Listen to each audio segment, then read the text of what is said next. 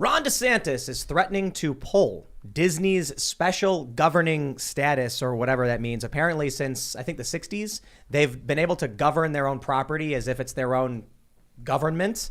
And because they've been supporting wokeness, and because they've been supporting, I'll just call it child grooming, DeSantis has basically said, I don't see why we shouldn't pull why they should have this status. And several Republicans in the state are talking about pulling it because, well, it seems like if there are at least some politicians who are doing anything in the culture war, it's just the people in Florida. It's probably fair to say there are several other states that are doing awesome stuff. I'm hearing, what is it? Georgia's doing constitutional carry. Mm-hmm. Texas just did it. A bunch of other states are doing it. Florida might be doing. These are really, really cool things. So we'll talk about that. We'll talk about how this is now turning into a major culture war movement, with the Daily Wire launching a new kids programming format channel or whatever, $100 million, and a lot of pushback from female athletes over the trans issue in sports. The female athletes are now starting to speak up and having a big impact. So it's Friday. We're going to be chilling. Jen Psaki is quitting, apparently, and I don't think anybody really cares all that much. I just shrugged when I heard it. I'm like, sure, whatever. And joining us today on this lovely Friday to talk about all of it is Michael Malice. Aloha. Am I supposed to say something? Yeah, you introduce yourself. Yeah, oh, hi, I'm Michael Malice, star of Stage and Screen. That's correct. I just want to give a shout out to Adrian Curry, Yes. and to Elizabeth, who's in Colombia today. Who are you? What do you do? They know who I am. Well, but there may be new viewers. Okay, I am author. My last book is The Anarchist Handbook. Tim did a chapter for the audiobook, which is at anarchistaudiobook.com. Mm-hmm. Yeah, that was cool. Anarchisthandbook.com for the book. Hardcover is coming out soon. My next book is called The White Pill, and I did a book on the New Right, and Dear Reader is the book on North Korea. And you can follow me on Twitter at Michael Malice. All right, we got Seamus. Amazing. I'm Seamus Coughlin. I run a YouTube channel called Freedom Tunes. If y'all want to go check that out, we release a new cartoon every single Thursday, sometimes on Tuesdays. We just released a video on this first topic we're talking about, which is these men competing in women's sports. I think y'all will enjoy it. Ian Crossland over here. I want you to respect yourself. Find love. Oh, I like That's that. a great message. Thanks, Yeah, Michael. I like that. I just want you to go to my YouTube channel. It's actually a lot easier. It's a simpler, lot yeah, easier to it's just true. click subscribe at Freedom Tunes. So. Yes, I wanted to say this is our 500th episode, and we have Michael Malice, and I'm loving it. It's going to be a great evening. Yes. Yeah. And stay tuned for the bonus section. Oh. That's we what don't do this on Friday. Well, that's why they should stay tuned. Yeah, come on, Tim. All right. Ladies and gentlemen, before we get started, we have an awesome sponsor, Virtual Shield. Head over to surfinginternetsafe.com, and you can get 50% off your a lifetime discount for your virtual private network service. It's a basic layer of defense for you as you browse the web. It keeps prying eyes away hackers, government agents, corporations. It makes it very difficult, or more difficult, for them to spy on you. Head over to Surfing Internet Safe, and Virtual Shield is a service compatible with all devices. It allows you to browse the web safely, securely, and anonymously using their global network of servers and private IPs. Virtual Shield lets you browse the web completely anonymously, so the big name ISPs and other third parties will not be able to monitor and sell your activity and browsing history. When using Virtual Shield's virtual private network service, your traffic is routed through their secure and encrypted servers. That means any restrictions, censorship, blocks on your internet is bypassed. It's completely free for 30 days, available on Mac, Windows, iPhone, iPad, Android, or Chrome. It does all the work for you to keep you safe and secure. It even encrypts your Wi-Fi connection, blocking hackers maybe even near you. So again, shout out to Virtual Shield. Thanks so much for sponsoring the show. Surfinginternetsafe.com. And don't forget, head over to Timcast.com. Become members to support our work directly. You keep all of our journalists employed. We are a member-funded website, and you will get access to exclusive episodes of the Timcast IRL podcast with our guests Monday through Thursday at 8 p.m. only for members. So again, sign up at timcast.com. But don't forget to smash that like button, subscribe to this channel, share the show with your friends right now, and let's talk about that first story. Can I say something before we get to that? Yeah, sure. I hope at some point during the show you guys look back at like the 500 episodes, and because I think that's an important thing to kind of get a little meta, like how the show's grown, what have you learned, what advice you would probably give to people who are doing this. Yeah. That's the kind of thing I think people are interested in. 500 is no joke. You know, It's it's a true. good point. I don't really think about stuff like this, to like do a look back and prepare something. Maybe we should. We could do like, who's that lady who sings a song about remembering you? Celine Dion. That lady. Let's McLaughlin? Do, Is let's that do a it? live stream. You know what we could have done? It would have been funny is if we just showed the past episodes with Michael Yeah. and we did like A slow motion. yeah. In Just, memoriam. And then he's He's so good. Let's do a Playing live Celine stream Dion. where we watch all 500 episodes and do our commentary on it. No, I can't. you Would that be know, good? as an aside, there was this woman who wrote this thing called the Alternative Influencer Network, Oh yeah. and she Was there a book? It was like a report Okay. for like a nonprofit where she smeared. Oh yeah. It was a crazy conspiracy theory thing where she had a bunch of different YouTube channels that have nothing to do with each other connected with red lines. Yeah. So, but like it connected Chris Raygun to Richard Spencer. What? Like Chris Raygun is like a culture commentary guy who plays video games, and Richard Spencer is Richard Spencer, and like there's a line connecting them, and even he was like, "What?" Like they've never even said each other's names before that. Can I show my age? There was someone named Mark Fabiani who worked for the Democratic Party for Hillary in some capacity, and he did this in the 90s. He created this big flow chart of everyone pointing to, Cato Institute, and this one's in Right. bed. So that's why when Hillary Clinton went on, I believe it was Good Morning America, and said with this huge blowback, there's this vast right-wing conspiracy against my husband, and it's out in the open. She wasn't just talking out her ass. She was referencing this document that they had. So this has been going on for a long time. Well, here's the best part, and why I bring it up That's good. is that I complained very heavily about it because it put me right in the middle. And like the Young Turks did a segment on it where it's like Tim Pool is the center. They were talking about me, but it like makes me the center of this vast, alt-right conspiracy or something.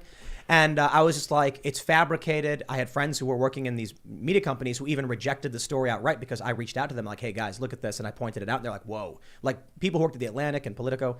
And so she does a follow-up. So then she's specifically on me. Tim controls She does- Atlantic and Politico. She does a follow-up specifically on me where she says she watched all of my videos, which is the most insane thing anyone's correct. ever done. Is that literally possible? If you turn It them all on is. at the same time, No, yeah, no, but no, it drives no. you insane. This was hold on. This was 2019, I think. Yeah. So this was before IRL, but this Holy meant crap. there were 2 hours of content every day for like 3 years. So that meant that to get this done, it was like in the span of a year, she had to watch my content. She had to watch like 4 days worth of content every day to keep up with the content I was producing.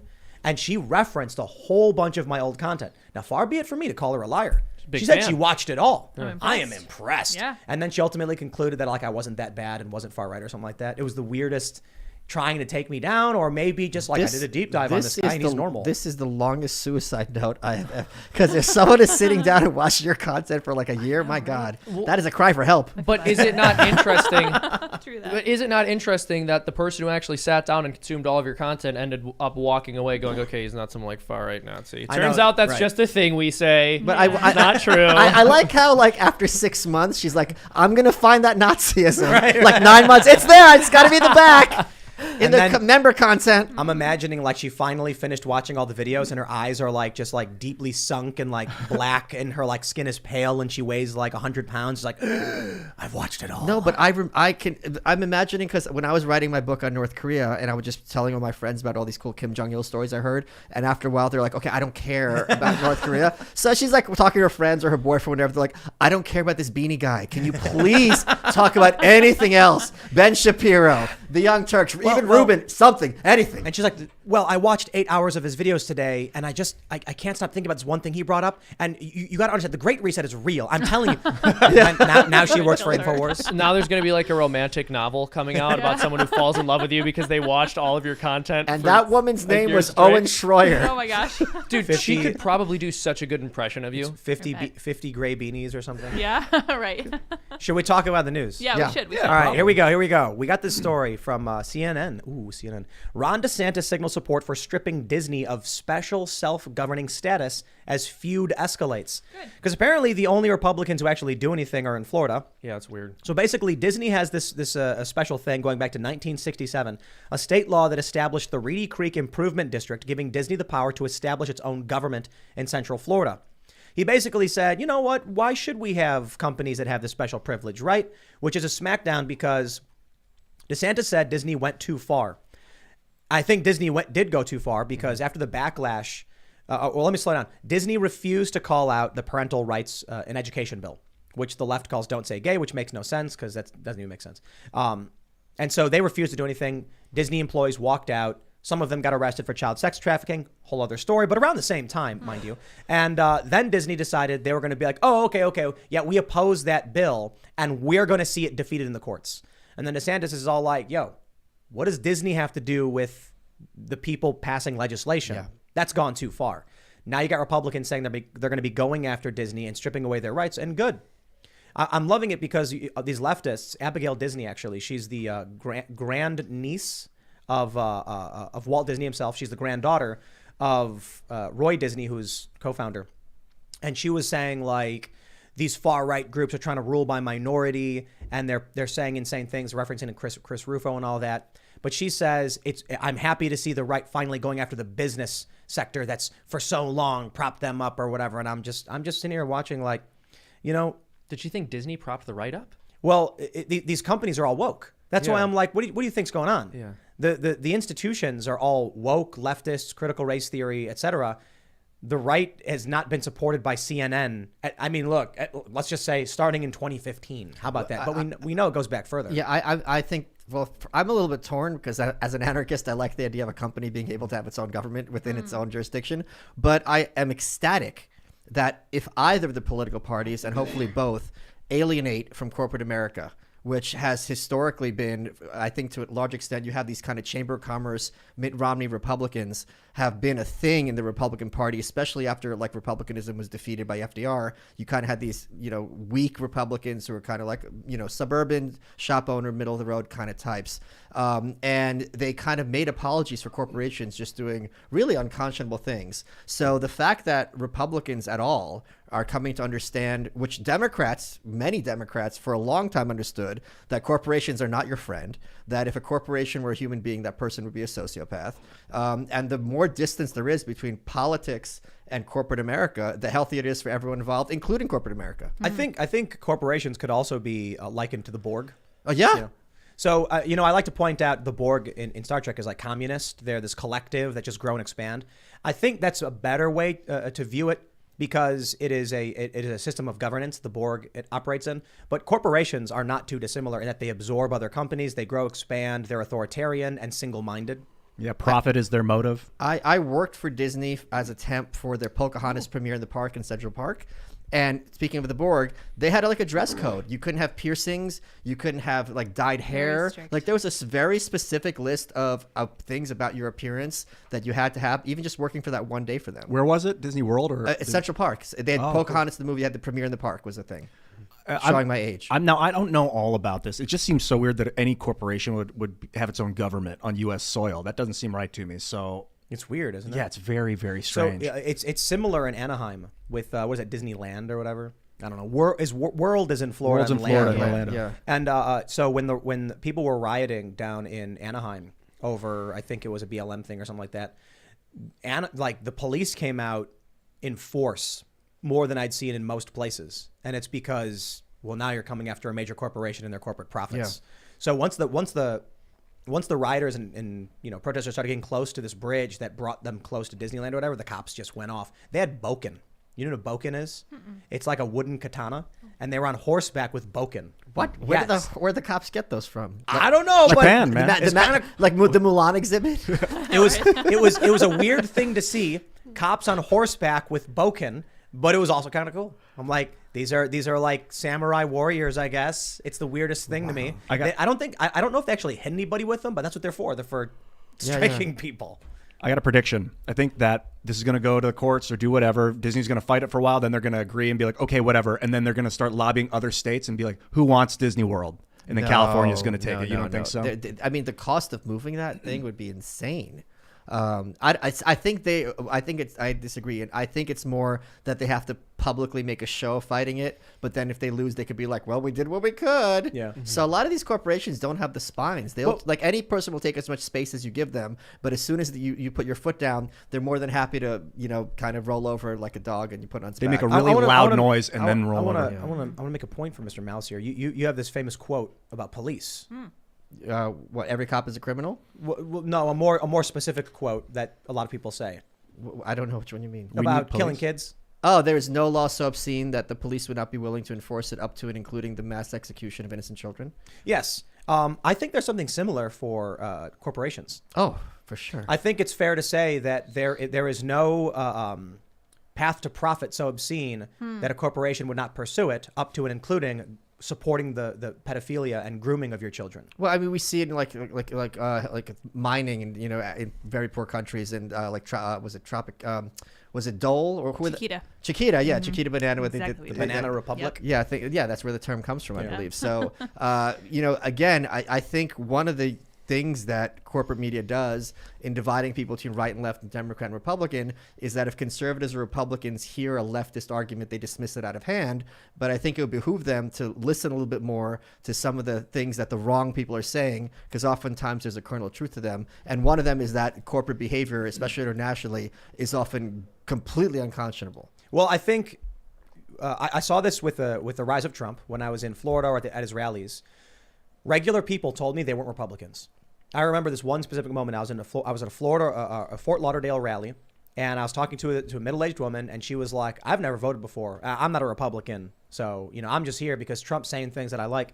And I think that's what the Republicans didn't like, this insurgency of regular people. So Trump brought this populist wave in, and now it's no surprise there's popular support among the conservatives and the right to go after woke corporations because regular people don't like their kids being screwed with, whereas previously, the establishment Republicans were very much like, hey, man, the businesses, are hooking us up. Don't get in the way. Similarly with Democrats, but, they do different things, playing catch back and forth, trying to, say what they need to say to win. Now you've got people who are like, I don't care if you're a corporation or a government. If you suck, you suck. Well, look at it this way, just to add to your point, to agree with your point. When you think of someone from Kentucky, you think of the stereotypes, think of the bad stereotypes, think of the good stereotypes, whatever you think. You're not thinking of Mitch McConnell. It's impossible to think of Kentuckians and then think that Mitch McConnell is the guy in Washington who represents what Kentucky means. It's an absurdity. Yeah, it really is We ridiculous. got, Michael. a pizza arrived. Got Hell some yeah. pizza, and it's just for you. This is courtesy of John Schnatter's Papa That's right, John's. Papa Michael John's and Andy. screamed and Yep. stomped his foot and said, "If you don't have my pizza, I'm not doing the show." That's right. Starting to smell good in here. Look at me, I'm Seamus. Look at me. First of all, this was put in front of me by some racist in the I studio don't know who who it thought that it was. would be funny. That's so crazy. It's not racist if they're not human. Oh my gosh! Wow. Yes, because he's a leprechaun. Right. Yeah. Just to clarify, but also you can't be racist against white people. I'm pretty sure YouTube allows that, right? Irish people weren't white until being white meant you had to apologize for being white. Yeah. No, he's absolutely right. There was arguments, including in America in the early 20th century, that regarded, in some cases, Irish people as part of like the black population. Italians You want to hear too. something Yeah. interesting? So where the stereotype of the drunken Irishman comes from? Is drunken Irishman. Let's be real, bro. We're not going to lie It's about Ireland. this. Yeah, exactly. Yeah. Check this out. It's Seamus's house. We're not going to pretend. Yeah. Yeah. Let's just go with it. You don't Stereotype. Like, we're not going to pretend that one's not We're true. the universal truth. Yeah. It's You're okay. trying to see. You see, here's the thing. Anyone else want pizza? No, not for Not me. yet. Maybe after the show. It was in Sure. the turn of the century when poor Irish immigrants were struggling or homeless. They would pretend to be drunk so that they would get taken to police stations where they would get food to eat and Warm. a place to sleep. Yeah. And British people actually have a substantially higher rate of drinking problems than Irish people. Well, it's not only Well, that. no, British people have more of a problem with it, but they don't do it as much. But there, They do it more. Thaddeus Russell in his book Renegade History of the United States talks about this also, because you had all these super waspy factory owners. You had all the Irish people came over. They did their hard work. Then they went home and they went drunk. And these wasps who had the Protestant work ethic, where you thought working hard was inherently moral and relaxing was somehow inherently sinful and something to watch out for, they were flipping out. They're like, look at these guys are lowlifes. They're degenerate. They're subhuman. They want to go out and have a good time. But as a result of those drunken immigrants, a lot more people started having less work hours, having to pay for overtime. Because Nice. like, wait a minute, if those lowlifes are getting time you're- off, so why you're- am I not? So you're that's saying- how it works. You're saying the labor movement wasn't a bunch of like proud leftists raising their fists. It was a bunch of drunken Irish people. want you to go to work today. What you were talking about? I'm not talking about even the labor movement. I'm saying this preceded the labor movement. This was a one. Oh, of I the know, I'm kidding. Yeah, You're telling me I do 7 So- days a week? I'm supposed to be there? What am I supposed to gonna drink? work, It's ridiculous. but he had. That guy you're channeling. I'm assuming your grandfather has Great grandfather. He has a point. No, it's true.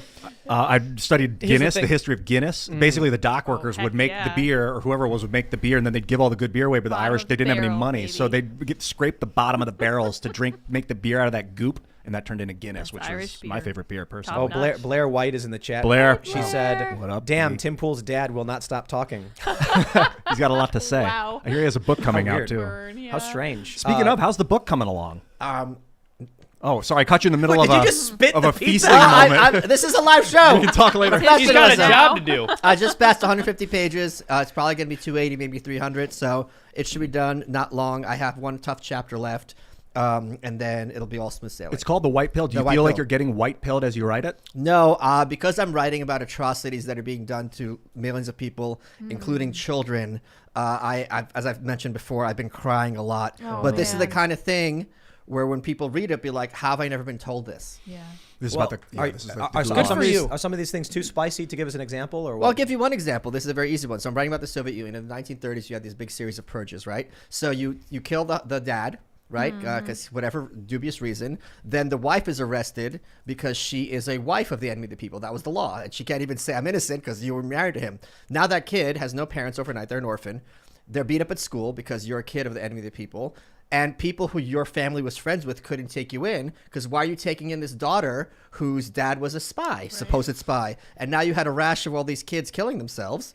And they're like, what are we going to do about these kids killing themselves? So this is the kind of like logic that happened in the Soviet Union and these atrocities that the fact that I'm like the only one talking about this is really disturbing to me. And when you have the New York Times saying this isn't happening, this is all anti-Russia propaganda. Did Yeah, you the guy see? won a You see Pulitzer this for Twitter that. thread?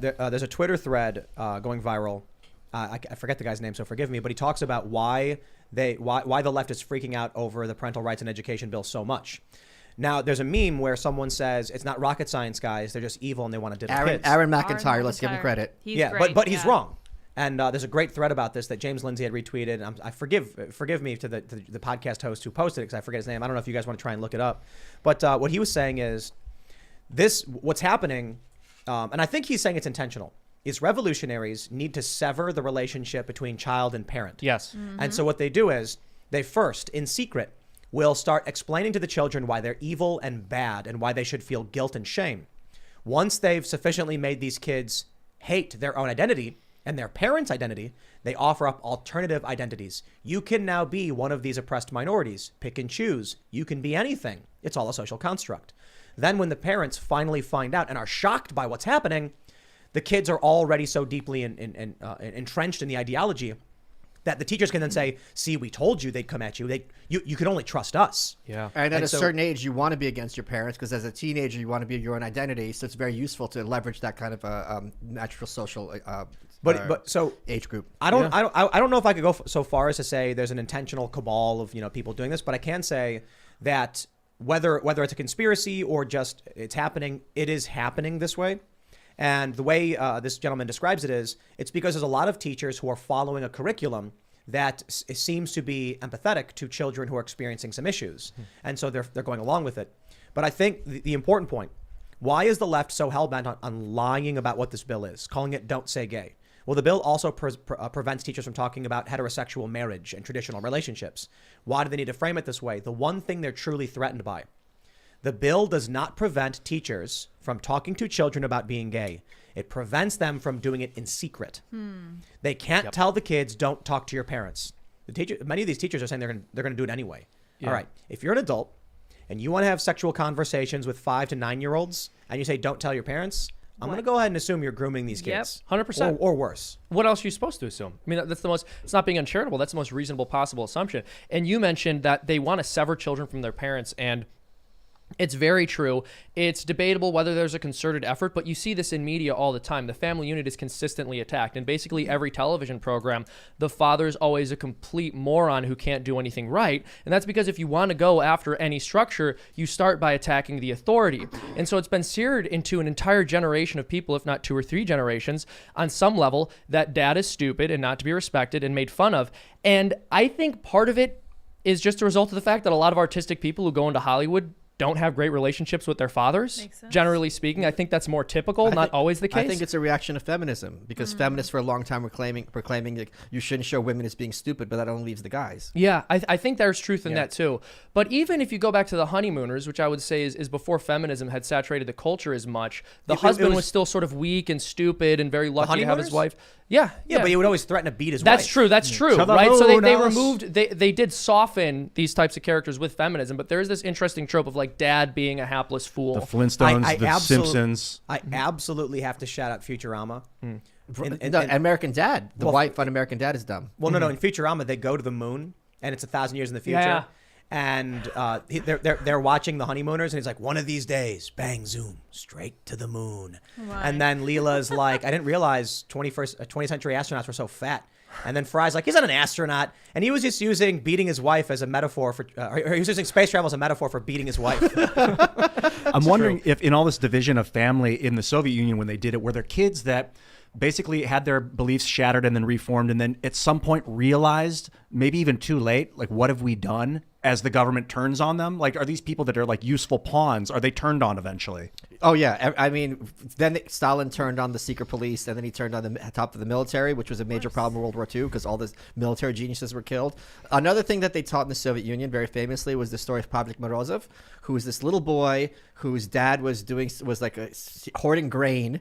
And he turned his dad into the authorities, and his dad killed him. This is a complete made-up story, but there were statues built to him and like songs about him because you're taught in school, if your parents are doing something wrong, you have to inform on them, and if you're killed, you basically become a saint. This is the greatest thing you can do. Michael, do you watch anime? God, no. You need to watch Attack on you. Titan. No, I disagree with that. I've never heard the word need used more incorrectly.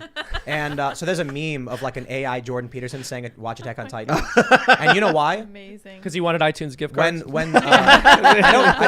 don't actually expect you to watch it, so I'm just going to spoil the gist of it for Please, you. it's already spoiled. It's anime. Yeah, so the first season, first, you're gonna love this. The first season. Oh, yeah, one more thing I just got to say. The only cartoons I watch are Freedom Tunes. Thank you Hey. so Yes. much. All right, Much check it out, check it out. appreciated. The first season is there's the last city. It's surrounded by 3 walls, and there are giant humanoid monsters called Titans that eat people. Yeah, I've seen the preview. Yeah. And they're invincible. What it's really about is that there was a great nation that somehow came into the power to become Titans and use it to conquer the world. Eventually, the nation crumbles. I'm not going to spoil too much. And now, in the future, these people are effectively in a prison to pay the sins of their ancestors. In the mainland, where some of these people that are called Elians still live, the now dominant country says, you're evil because of what your ancestors did. And so they're forced to live on reservations. And then they're basically treated like second-class citizens. People say, like, whenever they come in a situation with someone, they're like, yeah, well, you have the evil blood within you. So there's a scene where a kid turns his parents in because they're trying to rebel against the government because, they refused. They believe in the greatness of themselves and things like that. There's a whole bunch of themes that talk about a lot of what we're going through with sins of the father, white privilege, gulags, and all of that stuff. And that's what the show is really about. And so at first I was like, I got to be honest, when someone told me it's about people who like use these ropes to fight giants, I'm like, I really don't want to watch that. Yeah. And then when the robot, Jordan Peterson, said, you got to watch Attack on Titan, or you can probably do it. You have to watch it on right now. Watch Attack on Titan. Embody the archetypal hero. Sit on your couch. So I watched it. Yeah. Grab the And remote. then it's like, it's crazy how there's like one scene where there's 2 little girls, and one little girl's mother was killed, but she's the evil race. And so then the perceivably, the one girl, she's like, your people are evil and your mother deserved to die. And she's like, why? My mother didn't do anything to anybody. And she's like, because of your blood. And it's just, it's brutal, man. The show's so cool. And then there's like people zipping around and fighting giants. So I guess that's a plus. But there's also that reminds me of Fantastic Planet, which is a movie about like the giants calling humans as pets, and it's a parable for Czechoslovakia and the Soviet occupation. Oh, wow. Interesting. It's a Was that how they were treating the Czechs? You would love this movie, Ian, because this is the most psychedelic movie. Like, it's made by paper cutouts. You've probably seen the iconography. What's it called again? Fantastic. Fantastic Planet. Thank you. There's no way you won't love this movie. Oh, wow. And what's really crazy is if you watch a certain version, it's dubbed, but the subtitles don't match the dubbing. There's slightly different translations, so you're watching it. It's a complete. It screws with your head completely. Interesting. It's interesting how stuff like that works in a cinema. Like the idea that Godzilla is actually a metaphor for nuclear weapons. Yeah. Was it? Yeah. Oh, yeah. And it's Gojira. Gojira. Well, I'm sorry, Tim. Uncultured. He's half Asian, Irish. you know. I was just doing an April in Fool. case you haven't heard. I was just doing an April Fool's joke. Of course, it's Gojira. Come As a factoid, it is Gojira, but because when the Japanese people were saying Gojira, Americans thought it was an accent for Godzilla. Wasn't Jackie Gleason in the first movie? Was he? Or Orson Welles? It was some major person was in the first movie. No. First Godzilla? Yeah. It is kind of crazy that there was a show where like the joke was he was going to beat his wife and the audience would laugh. Yeah. Like, Yeah, oh, that's Like, not funny. I'm going to beat my wife. and the Humphrey audience is like, Bogart used to "Yay." smack women in the movies, and people would be like, "I love him, best A performance." lot less back talk in those movies. Yeah, it's very cultural. Truth. Hey, you brought up April Fools. I wanted to give you a little history Yes. on April Fools. It's This thought is, that well, I'm just going to say whatever you're about to say. It's probably contested. It's probably no a one joke. knows because no one knows. yeah, don't trust me. Did you look up Snopes? No, I looked I up don't believe it. from This- Washington Post Snopes.com. fact check. That was from Marca.com. I've never heard of it. Merca. It's quick. It's thought that April Fool's Day's thought came from about 1582 as France made Wow. the change from the Julian calendar to the Gregorian calendar. April 1st was the first day of the year in the Julian calendar. And then when they changed it to January, they started making fun. You said probably making fun of people that still lived under the Julian calendar as they're all now Gregorian. So I mentioned that before we started the That's show. interesting. I mentioned that before starting the show. My citation was an episode of The Simpsons. Perfect. So that's Yes. I also just want to I want to do one thing for everybody who's listening. Put a 1 in the chat if you think that Michael Malice will finish the whole pizza by himself. I'm not before going the to end finish of no the show. pizza. I'm not But is he Well, lying? Is he That's the lying? question. I'm not. Yeah. There's no way I'm finishing this That is pizza. April Hit Fool's the joke? like button if you think he's lying. There you Okay. go. Perfect. Hit Also, the if you like. think he's telling the truth. And send a Yes. dollar. Also hit the like button. Yeah, if you think he's and telling the send a truth. $1 to PayPal at michaelmalice.com if you think I'm lying. Dude, Michael, how is Austin? I got to ask you. I got to know. I am so happy every day in Austin. I can't even begin to tell you. And I'll give you a rundown of reasons why. First of all, I didn't realize to what extent living in... I was just in LA last weekend signing hardcovers. I didn't realize to what extent living in New York, I had this background music of anxiety and tension. Bad, yeah. And I don't have any of that in Austin. Second, Austin is such a Venn diagram of different scenes making it happen. And everyone is very collegial. Like they all get together and you're when you meet people, you're friendly. In New York, when I would go to an event or meet someone, I'd have to bite my tongue and be like, who is this person? Yep. Are they going to be annoying? Are they going to smile out to my face and go on Twitter and blast me? There's none of that in Austin. There's things I miss. The restaurant scene is not what it could be. Austin closes down early. There's no like diners. So if it's like 1 a.m., you want to get a bite, you're going to IHOP, which was a situation. But I am turning my house into like this get-together space so that all the people coming through I throw these little events, everyone can meet each other and hang out. And I did only one so far, and it's worked absolutely swimmingly. I have a question. Do diners in New York City take reservations? No. Oh. I don't get it. So I had a tweet that went viral on Reddit. The left was attacking me Uh-huh. because I said I went to a diner and they sat someone before me, so I got mad and left. And they were just like, Tim Pool doesn't know what reservations are. At and a diner? And this, but the reason I asked is I was like, so. maybe the people who are sharing all of this live in New York, and like New York is so crowded that they would take reservations at diners. Never. Too charitable, man. Weird. They're just dumb. Yeah, I guess so. That explains it. I worked at like a nice diner. It wasn't a diner. That's the thing. It was a French Canadian restaurant that served diner-ish, but really high-end food. And we definitely took reservations, but it wasn't a diner. You know, it wasn't like, you know, you get your diner food, your $7.95. There is a eggs restaurant and in New steak. York. I don't know if it survived COVID called Diner, but they did take reservations. But obviously, that's what you meant. Or was Yeah, it? I've been to I've never been to a diner that took reservations. It was the weirdest thing to me when the left was like, Tim Pool's so dumb, he doesn't know what a reservation is. And I was like, bro, we're at a diner. Like, you walk in and there's like one like haggard old lady with a cigarette going, where do you want to sit? And I was like, No, you she know. goes, sit anywhere you want, honey. Well, no, they were true. like, Usually there's a nicer. wait. There's a 20-minute wait. Yeah. And then I was like, okay. And then they sat actually 2 groups before us. And I was like, okay, I'm leaving. Like, I'm not. And then I tweeted about it kind of as like a half joke because it, like, you know, I just tweet as to be silly, but also because I was making a point about being a disagreeable person on petty bullshit, and the point being that it helps you in business being disagreeable, especially on petty things. You don't want to be a dick to people, but if you're unwilling to compromise for small Right. things, then you'll tend to get better deals. And you have to establish your own boundaries too, because I'll give you an example. This actually happened.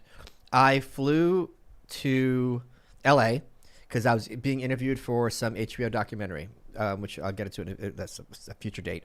And they were dragging their feet about booking my planes. So I'm like, I'll just do it myself. You guys can pay me back. I booked the flight. I get back. I do a killer interview. They really liked it. Great. And they're like, all right, before you get reimbursed, you need to fill out this like W-2 or W-9. And I go, you have all the information you need. You have my PayPal address and you have the receipt. You can choose to pay me back or not. That's your prerogative. I'm not doing one more thing. And they were like, well, we have to. I'm like, you have. I've said my pieces on Yes Discuss. They paid me. But that's the kind of thing where that was me being very, very petty. But it's amazing how companies will make you jump through hoops, even when you're helping them. And I'm very big on really being obnoxious about it and drawing a line ahead of time, because otherwise they'll just keep asking for more and more and more. No, I totally agree. Yeah, And why wouldn't they? Yeah, the machine craves profit. Why wouldn't they? Leverage is everything.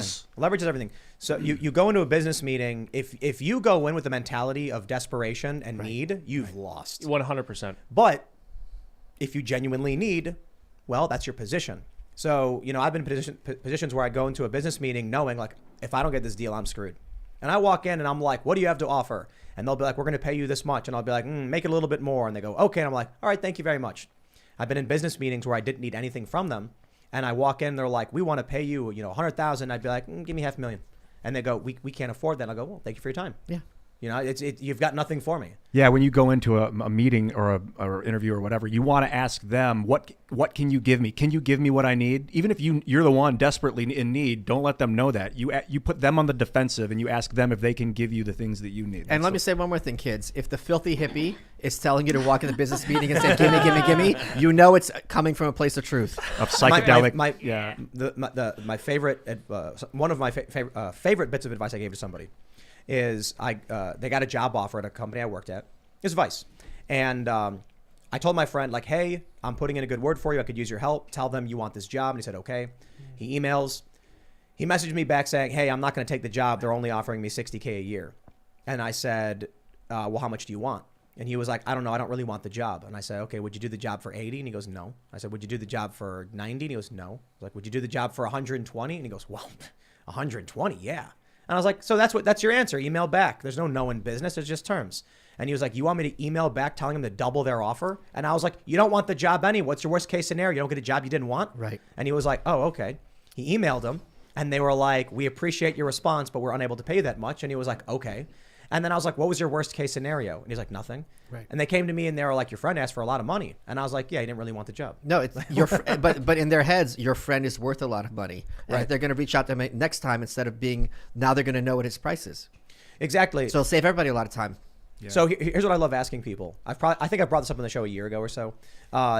Michael, if you got a phone call tomorrow morning from McDonald's, corporate HQ, and said, Michael, we want you to run the cash register at our Des Plaines, Illinois location off of, 355 or wherever, I don't know. What would you say to them? No. For you, it might be, I would be reticent or reluctant to say wrong answer, but that is typically the wrong answer in business. I don't think there's any amount of money I would do that for, because it's not the money that's the issue. I'd have to sacrifice my entire career and all Right. what I'm working towards. That's why I say for you. Yeah. But for the average person, the answer is how much? Yeah, right. Give me $200,000 a year. Yeah, well, Yeah. 200. But for a lot of people, they would take that. They would gladly do it. For Well, I was going to say less. I was going to be Oh, like, okay. tell McDonald's you want $100,000 to work the register. Most people are going to be like, yeah. No, but then you got to move. That's true. And So that's very expensive. Not to have friends. and it's business is all just about the terms and the leverage you're willing to make. So the more you're willing to sacrifice, the more leverage you have, the more you win. So if you're like, look, buddy, I'm willing to sleep on a park bench and I got nothing to lose. You're paying me what I want or you're not getting me. They're going to be like, oh man, I guess we have to. But some people have families. Or they go, can't do it. I guess we really don't want him. Yeah, fine, whatever. And then go sleep on a bench. I actually had Bluff or don't bluff. this happened to me. I was working. I had a meeting with a celebrity when I was doing my co-authoring stuff, and we really, really hit it off. And I had my standard fee, and they came back with half of it. And in retrospect, I have to appreciate that was their move. It's like, oh yeah, you're asking for X. How about half X? What do they got to lose? Right. I was livid, and I don't even remember if I took that project or not, or if I know I didn't fold. You know what I do? I don't respond to them. Oh. Yeah. I actually snapped at one of the biggest biggest production companies and distributors in the world. I had this big business meeting. I'm in a room with 10 people, and I don't want to give away too much information for the sake of their privacy because they work with some people like very, very famous personalities. They sent me a contract with the most insane and ridiculous terms I'd ever seen. And I responded back with, is this a joke? Please, if you'd like to do a deal with me, come back with a real contract. And they said, this is normal in business. You would hire an attorney who would amend the contract. And I said, if you think I'm going to spend $5,000 to correct your bullshit, it's not happening. And so I just said, feel free never to email me again because I'm not going to waste my time 1 second further. Yeah, that happened to me not that long also, where there's some congressman from Brooklyn, I forget his name, his chief of staff just emailed me. He's like, oh, we'd love to have a congressman on your show. Great. I go, how about like 1 hour on Monday? We could talk about his background because he had an interesting background.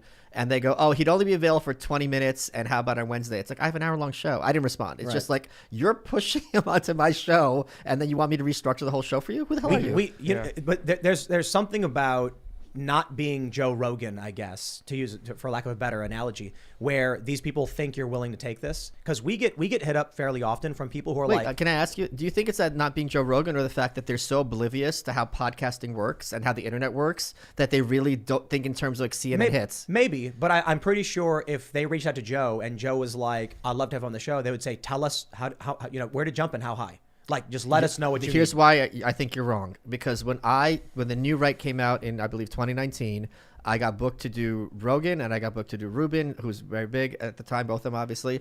And I asked my publisher if they had money for travel, which not they don't always do, and that's fair. And they told me in writing, this is the head of publicity, no, they can do Skype. So this was 2019. And the idea that I got on Rogan to promote this book and I'm going to call him up, hey, Joe, we're doing Skype, is so removed from what is you and I would regard as normal or sane that a lot of times I have to wonder what planet these people are on. It's true, but we've gotten hit up by people who work in a similar space. And they'll be like, hey, this celebrity, this prominent personality can come on your show, but you'll have to pre-record or move your schedule. And I'm like, you guys work in the same industry. And you know what else they don't realize is a lot of these people that are maybe big names for people who read OK Magazine, if that's still a thing, you're not going to get the big numbers having them on the show because it's going to be vanilla. They're not going to say anything interesting, and it's going to be like people tune in, but you're not going to have the traction. Exactly. Like they think because they get a bunch of views on their platform, which was provided for them by someone else who built it, that you're lucky to have them on your show to collaborate with them. It's like, well, but they're not interested. Let's hard segue back to the politics stuff we were talking about. 'Cause I wanted to ask you, Michael, about let's talk about what's going on with Russia and Ukraine.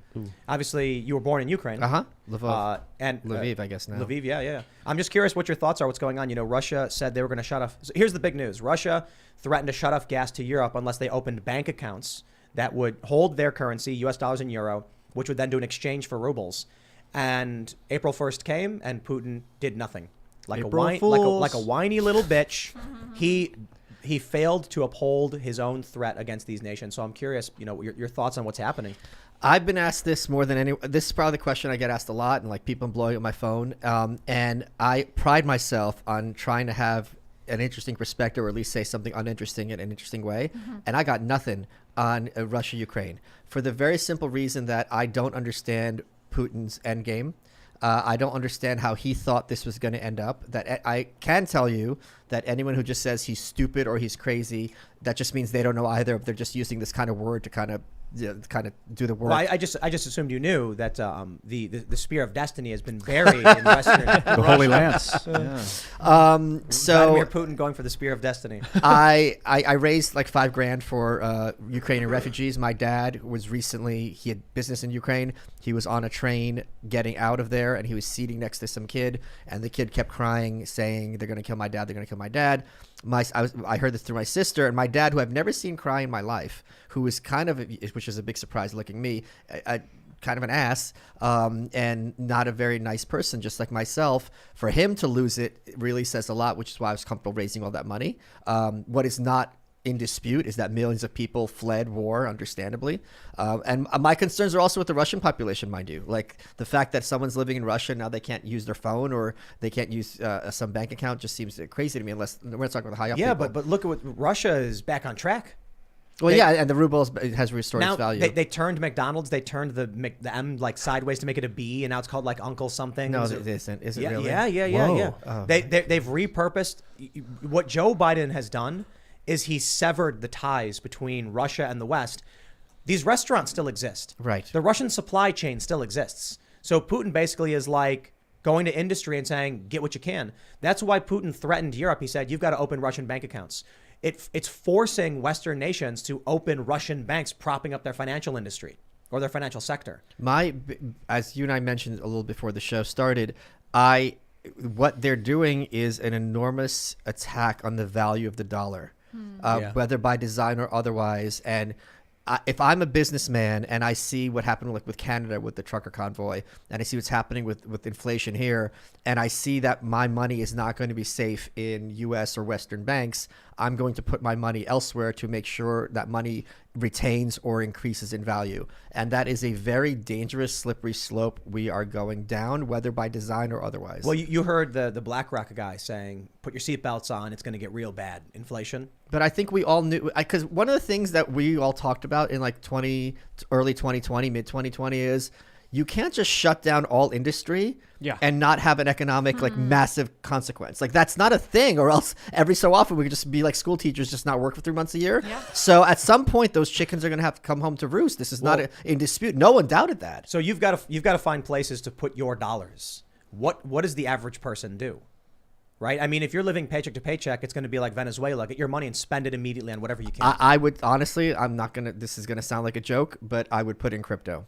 I think crypto is going to be a much better store of value in the short term, let alone the long term, than the U.S. dollar. I think crypto is what the World Economic Forum is hoping for. You think so? You think? Absolutely. It's digital currency. No, I'm not their digital currency. I mean things like Bitcoin or Ethereum. I know. Yeah, I know. They're stoked on it. They're very excited for it.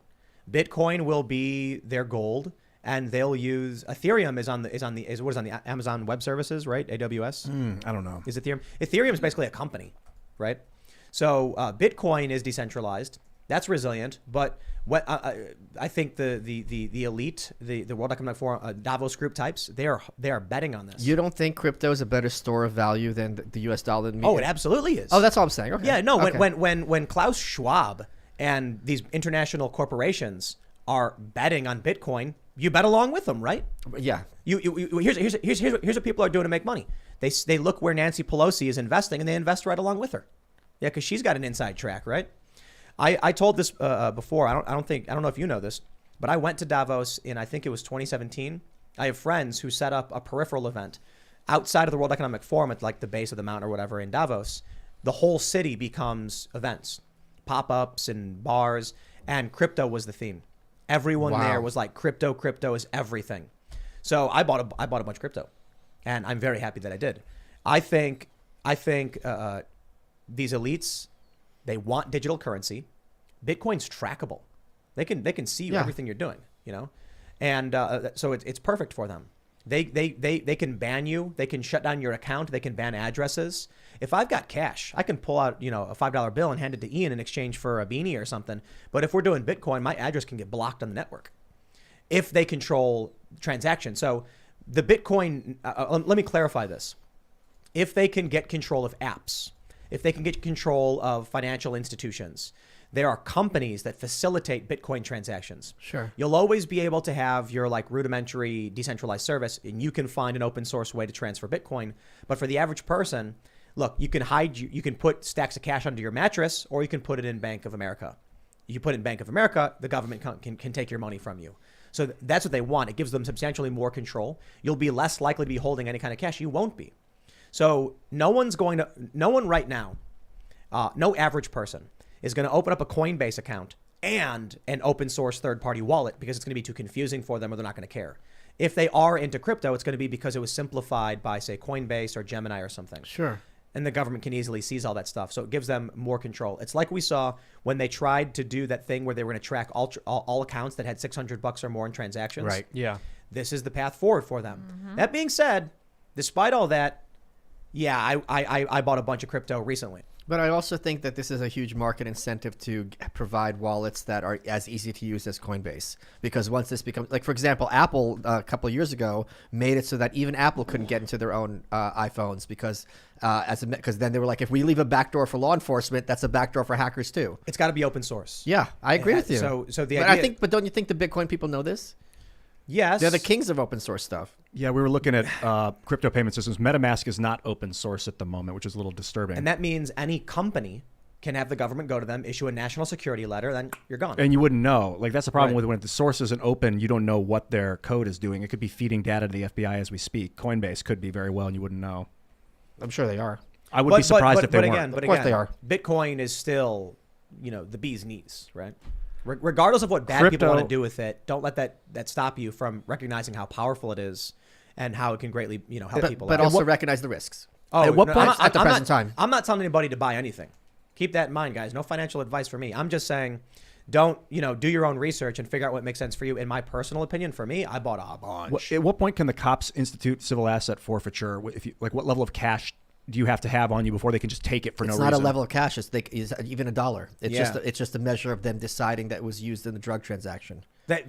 And not only that, but like, let's be real, Ian, they can take your shirt off your back and then lie about it. That's so brutal. That's But I a mean, pretty cool legally, shirt. legally, they could take my money and be Oh, like, we of thought course. he was Remember- planning on spending it on something illegal, so he took No, his or, money. or he got this money because he sold drugs. You see that story about a woman, a dog sniffed her out. She had a bunch of money in a briefcase. She had like, what did she have? Like $100,000 or something. And then the cops were like smiling, saying like, we took this money from a woman. And everyone was like, I tweeted this. I was like, so you're saying you just robbed some lady? Yeah. And everybody was like, yo, they said she didn't commit any crimes. They just took her money. Those are the only dogs you're allowed to hate. Drug dogs. Yeah. But can they take the money and say we're just taking it because we think you're going to commit a No, crime? no, They no. have to Okay, say you did. So this is how asset forfeiture works, and there's a lot of movement right now in politics. Thank God to rein this in. For the first time, I think either last year or the year before, more money was seized through asset forfeiture than through all burglaries combined. So basically, it goes to this medieval concept where if I kill you with a sword, the sword is guilty and the sword can be destroyed. This was like a thing. Yeah. So basically, what their point is, well, we're not going to allow, as part of the drug war, people to enrich themselves through drug dealing and so on and so forth. So I go to your house. I've decided that you're a drug dealer, so on and so forth. I seize all of your assets, your boat, your house, I seize your bank accounts, and they become basically the property of the cops. And then you have to sue, although you have not gone through due process and been found guilty, to get that stuff back. Now, it's really hard to sue when all your money has been and all your assets have been taken from you. Oh, okay, so that is kind of the situation, and it's really un-American and unconscionable, and it's kind of surprising how much it's under the rug. Yeah, really, it's so disturbing. It's very, very disturbing. And I got to tell you, if someone is a drug dealer, as which something I do not support, to have like every penny that they have just taken from them overnight seems a bit much when that's not done to murderers or people who harm children. Yeah, nonviolent drug offense, man. Let's talk about it. This is I think Jerry Nadler just has been pushing forth legislation. Let's talk about it right yeah, here look from at this. Timcast.com. House passes bill to decriminalize marijuana federally, and it was the Republicans who said no. Democratic Rep Jerry Nadler passed with a vote. His bill, sponsored by Nadler, passed with a vote of 220 to 204 along party lines. Republican reps Tom McClintock, Brian Mast, and Matt Gaetz joined the Democrats voting in support of the bill. Democrat reps Henry Queller and Chris Pappas voted against it. I would really love to hear from Thomas Massey why he is not listed among these Republicans. There must Did be a he reason. vote against this? This is why I don't trust this stuff. Right. When The you framing. when you hear it's like Democrats want to make it so that you can have pot, and then you hear that certain Republicans like Thomas Massey or Marjorie Taylor Greene, maybe not Marjorie Taylor Greene, she's more conservative. Thomas Massey is more libertarian. But I'm like, where are the more libertarian voices? Matt Gaetz is voting for it. It makes me feel like it's probably not exactly what it is. I can guess why someone would vote against this as a Republican. First of all, Mast just followed me on Twitter, so congrats to him for voting for the drug legalization. Nice. I think it's a very dangerous, slippery slope if the federal government starts taxing things. That could be what they're concerned about, because that's not a thing. I bet that's it. Yeah, and it's proposed that they're going to do a 5% sales tax up to Sales 8. tax is a state level, so now you're going to have a state and a federal tax just for one course, product. yeah. That is what I think would be the big concern. And if I had to guess. And to be honest, it's 483 pages, Oh, which is geez. another It reason. should be one page. Yeah. Marijuana is Oh. hereby legal. This is why I'm saying I don't trust them. And Massey's good at finding a thing in it that's like, whoa, you're slipping this in. I'm not Oh, he'll voting for read this. it. Yeah, Yeah. he'll read it. It's got stuff like coming through Puerto Rico. Well, the payment by other thing in the electronic bill fund that I transfer. saw is also it's retroactively letting people clear their records. That's why I was so for it. Well, Donald Trump, as I stated, should have granted clemency and pardoned all nonviolent drug offenses that weren't that weren't pled Right. down. So some people, at first I was saying like he should let all these nonviolent drug offenders go. Some people are like, well, what if they sold to kids? I'm like, okay. All right, right Yeah, there. I'm not for sure. right. So not those people. When they said, what if they did something violent but took a plea deal? You're right. They should have a review process to go through legitimate cases of someone who was like charged with selling pot to another adult or something, and Trump should just get out of jail. This Like is if they waste of had our a gun money. on And them. can I just add one more thing? If you're someone who is on a grand jury And the point of a grand jury is the DA or assistant DA puts forth the evidence, and the grand jury says, is there enough evidence here to charge the person and put them on trial? Our legal system, it's not your charge. You have to get those charges approved by a grand jury. If you're on a grand jury, it is very easy to convince those grand jurors not to return charges on a drug charge, and there's nothing the district attorney can do about it. So this is your ability, if someone is a nonviolent drug salesman or whatever, to get that person off and save a life, especially if they're young and poor. I don't think. Here's the challenge, and this, I think this will be a good conversation with you, Michael. Are there some drugs that should be illegal? I can't think of any. What about like fentanyl? Well, no, the problem with fentanyl is the dosing. Right. Right? You don't. It's not like someone is taking fentanyl saying, I want to kill myself. Yeah. They think they're taking, let's say, 5 grams and they're getting 50, or that 5 grams is and then your heart can't take and you die. So fentanyl was sold at doses that people knew and They understood. give it in hospitals. Yeah, this would be resolved overnight. So then, well, this is why I ask, right? Because then you have the issue of what if some guy is arrested for selling, let's say he's got 10,000 doses of fentanyl, and let's say they're not misnumbered or whatever, and he dishes them out throughout a city. This person should not be in jail, or what do you think? This person is Pfizer. Right. You just described Pfizer. You are. That's true. That's absolutely correct. What about? Do you think there's any drugs that shouldn't be regulated? What do you mean by? I think all drugs should be regulated by the market. The same way that, for example, if you're Jewish and you keep kosher, it's very important for you that you eat food that is in common with kosher law. Otherwise, it's like a major, major sin. And people don't realize this, but every food in the supermarket has a little letter K. That's right. And the K is not even strict enough. So the people who trust there's a U. That's for the Passover. U. Yeah. If you're really strict, you have to have a U, not a K. Yeah. What is the U? The U is like a different kind of licensing agency, a rabbinical licensing agency. So what you would have is, instead of having it be the FDA, who is is largely corrupt and whatever, you would have, just like right now in Whole Foods, you'll have fair trade, or the little stamp. I was on the plane just now, and the pretzels on the back said woman owned. So if that's something that matters to you, you can look for that label. I mean, the pretzels would not shut up, and they were really annoying. But the funny thing about that is when it's like woman owned, is that if you were a sexist, you could choose to discriminate against these businesses. Whereas like if it's the pretzels. Well, no, or you could be like, well, I want more women cooking. No, bacon, they That's cost right. 80%. They cost 80% as much as the mail-on pretzels. Michael, how could there be a wage gap if there's no way to even define what a woman is? That's a great point. Touche. Who's making wage less gap per hour? To follow up on the question about regulation, what you said that the thing I feel like Jen Psaki. Yes. Yes, Mr. Ducey. Okay, here we go. So following up, As we stated, Ian Crossland for press secretary. You said that the fentanyl was about the dosing. Yeah. So if people were just like, there's no regulation on it, and the market dictates, and he's like, well, he's addicted to it, so I can give him as much as I want because the market's dictating. The guy's pocketbook is dictating what he wants, but it's a drug addiction. Sure. But what I'm saying is the problem with fentanyl, there's 2 issues, or any addictive drug. It's the addiction, but also the ODing and dying, right? And that's the thing. That's the first thing to resolve, and people not knowing dosing. So the more information that's out there so people can make informed choices, the less people are going to be dying. what if it was regulated? Like there's a drugstore that's got all of the drugs, all of them, and you could choose to do whatever, but the store couldn't give you an overdose. Like you'd walk in and say, You can only buy 1 dose at a time? no, like well, yeah. Well, like aspirin. Imagine like with that. What, like you only buy 1 tablet at a time? No, what I mean to say is there's probably different degrees to which it could be regulated. I'm not saying, necessarily you walk in and they say you can only get 1. Well, they have that. We don't have to guess about that because we have that now. Tanning salons. You can only tan for X amount of minutes. So what they do is they just hit 6 tanning salons. Yeah. And they also have it right now. There's a workaround for addicts where they go prescription shopping. So I'll have 4 doctors give you prescriptions and then I'll get them all filled. So addicts, the thing that people need to appreciate is addicts are really, really good at resolving their addiction and getting workarounds. They're good because their entire identity and their entire worldview is about getting that drug. Right. So to pretend that they're going to be playing by the rules, as opposed to we have to realize what we're dealing with and kind of work to mitigate So harm. let's say the regulation is that the fentanyl, for instance, if it's being sold by a private legal entity, the doses have to be measured perfectly and isolated as single doses. Yeah, sure.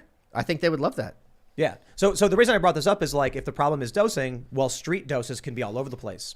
But if there's a formalized process that the government's like, hey, if you're selling these things, you have to use like a specific machine that guarantees the dosage so that you can't give someone the wrong dose. But that's also right now in California, like if you go to like dispensaries, they can only be like 20 milligrams tops.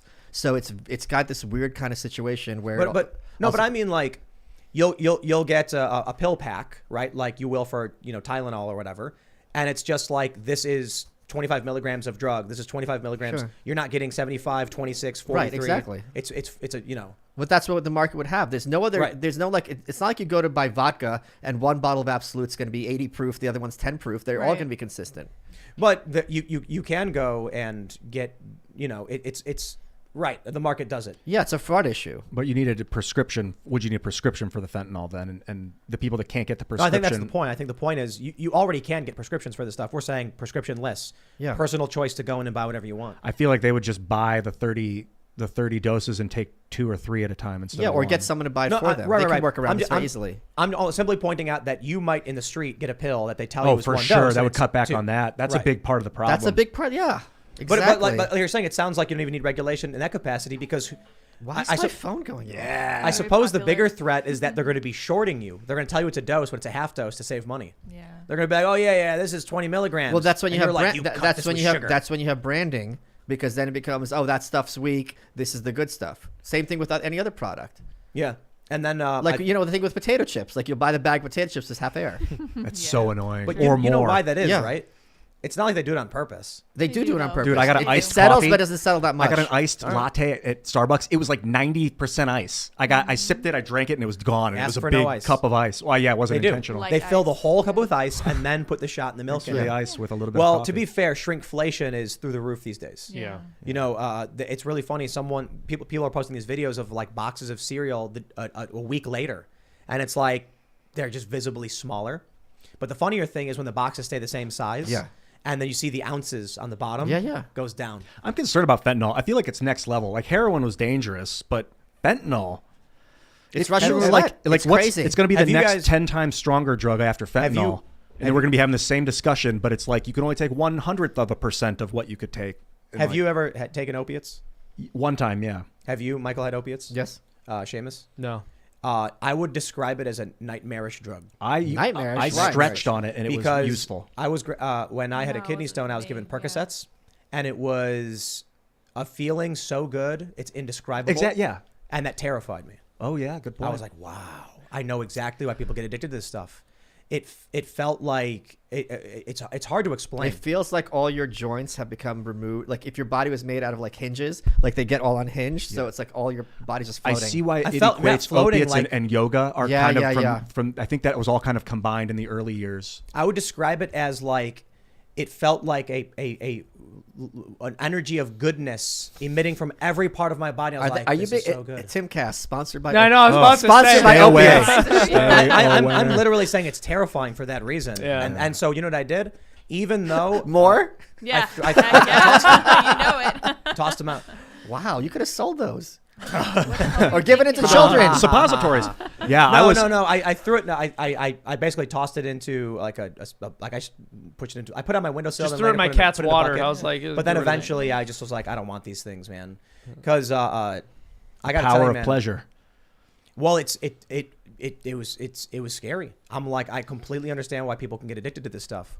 Because it just feels so good, and you think, "What's one more time to make it feel And good?" it's that second time when things just and then comes it doesn't crashing feel down. good the second time. It doesn't feel as good. Yeah, It's- chasing the dragon. It's like But I meant the addiction starts to kick yeah, in yeah, yeah. hard You after ever, the you second ever eat one. corned beef hash?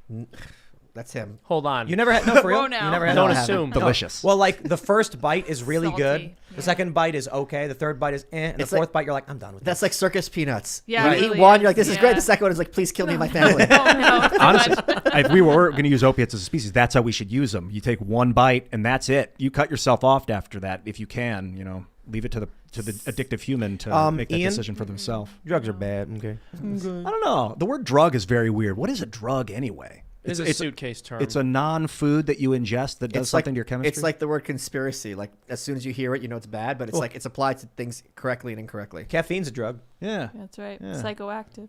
But Yeah, no one's ever like psychoactive lectured stimulant. me about how caffeine opened their mind, you know? They're like, hey man, you gotta try it. You're gonna great be point. like a different person. That's not true. People often talk about how if they don't have their coffee, they can't think. They'll That's talk just about how sad. their coffee No, makes but- them better, but they won't be like, I'm enlightened because I had They're- caffeine. You know what they're I not mean? gonna That's say- where it. They're not It's going to not say, I psychedelic, took a it's caffeine psychoactive. pill and I met the machine elves. Yeah, Right, yeah. yeah. Michael, I want to talk to you about the machine elves. What do? Okay. Check this out. Here's what I was thinking. We talked about this last week. I was thinking that, the brain naturally produces DMT. Okay. And so I wonder. Am I in Rogan? What is going Yeah. Right, Yeah. yes, I was- right. Well, aren't you writing that book on the machine elves? No, Aren't you? I'm writing Isn't on that the- what- no, no, Hold on, That'd be a hold good on, book. Guys, in the guys, future. you gotta chill. So here's what I was thinking. Maybe if we had some opiates, we would be able to. What I was thinking was, Legal opiates. let's say I'm going to give you a wild bunch of ideas that probably make no sense, but it's fun. So multiverse theory, Yes. that every possible permutation of existence can exist or whatever. So I was thinking about that, and then I was like, if the multiverse is real and it's infinite, then there is a Batman universe. And each one of these DC universes could actually exist. So we're not actually imagining and making things up. We're just seeing into the multiverse. We're seeing a vision into the ether. And I started thinking about that. I'm like, if people naturally produce DMT in their brains, what if there's a connection line, a very, very faint one, but some people who are very creative and talented have a stronger line than those who don't. The people who are NPCs have had their connection severed. That's why when they take DMT, they blast off and it just like opens up the portal and they see everything and then it closes. You see what I'm saying? Yeah, but I it's a little bit wrong from my understanding. We talked about this when I was on. That's why I said it's a bunch of crazy ideas that probably make no sense. but It I'm makes just like- perfect sense. I just think it's incorrect. Oh, okay. It's very coherent. We talked about this when I was on with Alex, which is the idea that in the same way that a drawing of you or like a drawing of you is you in 2D and this is 3D Tim and the elves live in 4D, right? So we're 3D projections of 4D beings. You're right. The point being that in the same way that I could draw Batman and he exists in the drawing, but Batman doesn't exist in 3D here on this earth, a lot of people that we see around us in 3D don't exist in 4D. So they are, in fact, background characters who do not have a higher eye being. Well, so the machine elves tell you secrets. Okay. Do they? I wouldn't know. They tell you anything? Well, that's what Alex Jones says. Yeah, that's what Alex says, yeah. So that's kind of my idea, that it's that you're getting a connection to them, that Right. they're explaining things to you and sharing ideas and information. And so those with more natural DMT in their system might have a stronger connection to hearing the whispers and the mews and the secrets. Well, and- the other point that apparently there's a big distinction between people who take DMT and just see kind of shapes and colors and those who actually communicate with these entities. And I don't know what causes this divide between the two groups. Maybe Ian has some insight on I this. don't know. My experience with DMT is still really limited. I'm interested in changing Well- that at some point. so you said that some people don't exist in 4 dimensions. Correct. So they're NPCs? Yes. That's a scary thought. Why is it scary? It's just factual. What I'm thinking is No, I just mean that there are some people out there that, aren't. But doesn't the that, same, I doesn't don't that know, explain a lot? It certainly does. you know, Yeah. But that's what I was saying. That's what I said earlier, that, for me personally, I kind of feel like I have a soul. I feel like there's a greater power out there, and some people don't. Maybe they literally don't have souls. Right. I was just thinking it might be that calcification of the pineal gland has something to do with it. That if you're calcified and you're blocked, you're still seeing the shapes and patterns, but you're not seeing it clear enough to notice that it's sentient. Maybe even, I don't know if the sentient's the right word, but it's not alive. I wouldn't call it alive, but intelligent. Is that a fair word to describe Sure. this field, this force? God? Is it God in the image of man, and that's why we think they're elves, because we're getting this undulating fourth dimensional movement of in and out, like What if- tightness and expansion. Yeah. What if it's not necessarily that some people exist in 4 dimensions, but that some people are ascending? You know what I mean? That's a good. My understanding is that this is the descending. That we're the same way that a word. drawing is like a lowering and a projection into 2D. Like if I drew myself, that this life or whatever we want to call it, this plane, is a projection of 4D, which is much more infinite. So we're like playing a video game. Is that what it Kinda. is?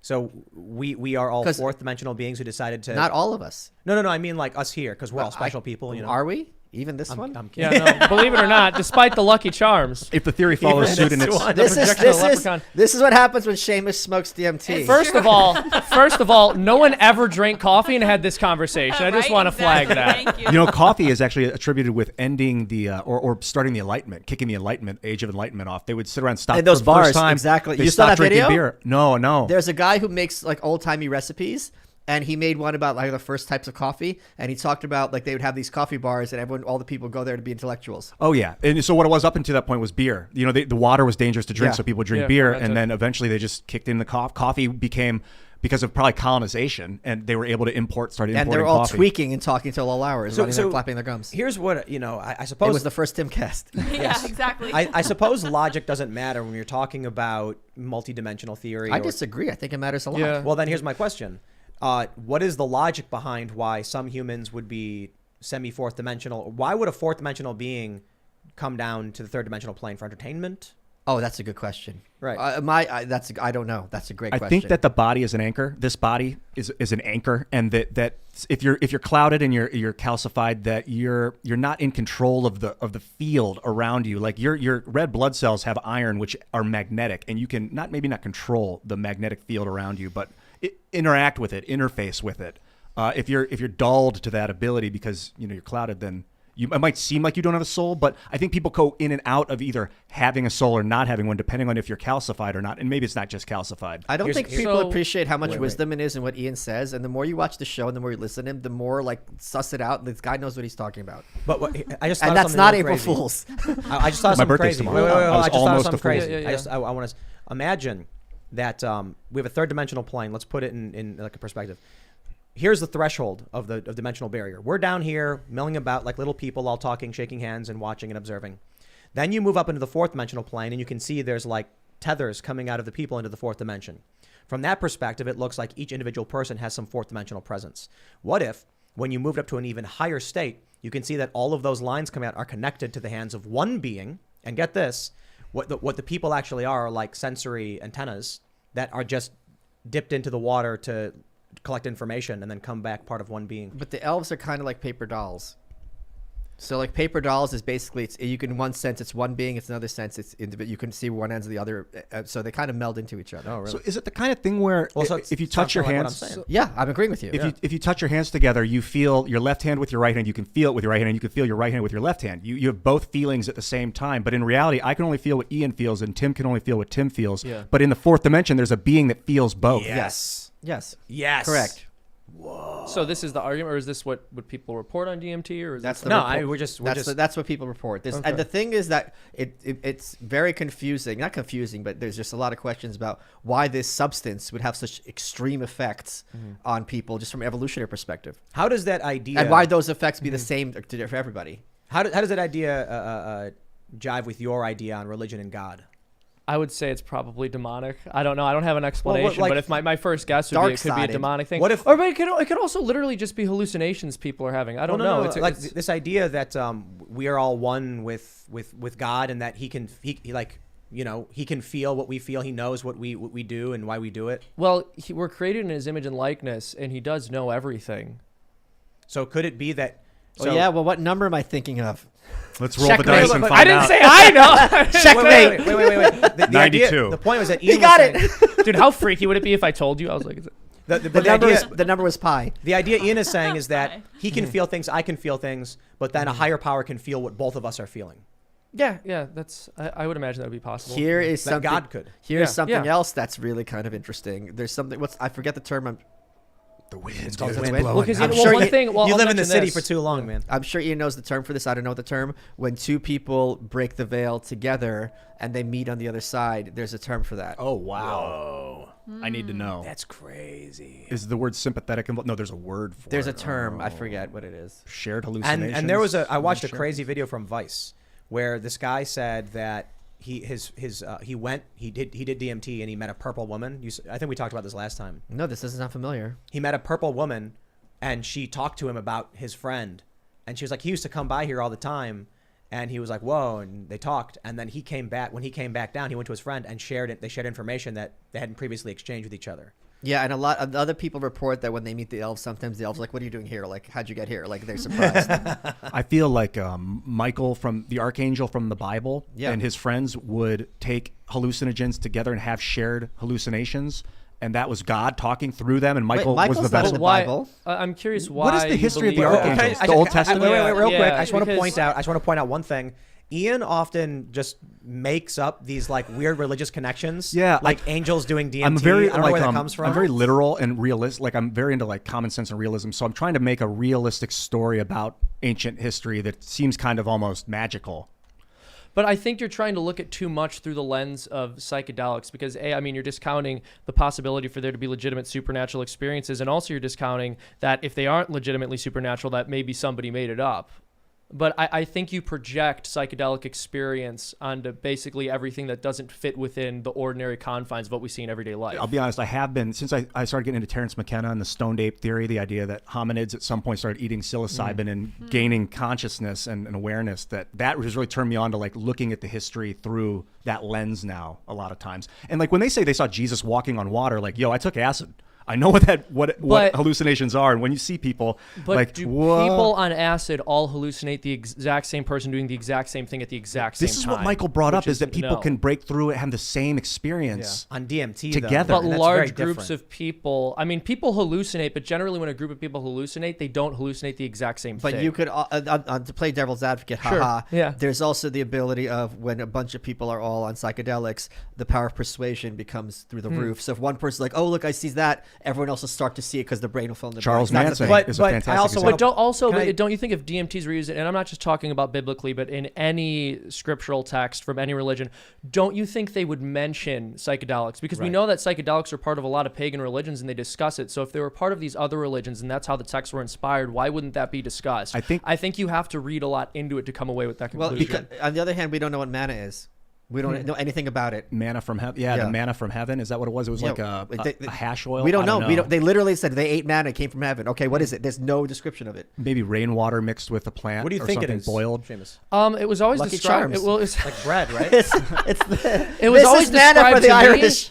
me. Is it potatoes? Is it that it? Well, it was always described to me as almost being bread-like, though I'm far from being an expert on here. And it was food that was given to them as sustenance, not necessarily something to like produce a psychedelic experience. No, my understanding, in Jew school, they taught us this, that basically they found that it like spontaneously appeared overnight. So it wasn't absolutely something magical. Ben Stewart would be good. You would love Ben Stewart if you haven't talked to him yet. I want to mention this. I think the big difference is if you're looking at psychedelics, I think someone who believed that they had a supernatural ability would say it's something found in the natural world that leads to the supernatural experience, whereas man is the exact opposite. It's something that appeared supernaturally but gave them the natural experience of eating. We had a really good idea for a bit on Cast Castle where in the background... Cast? What's that? Our vlog. Yeah. One of the bits is that while stuff is happening, in the background you'll see Seamus interacting with potatoes. This is why does it have to go? Hold on. I make this point can I finish the joke, Seamus? Just racist. One of the jokes was that like Ian will be talking to someone about something just inane, and then in the background you see a pizza delivery guy like handing the pizza to Seamus,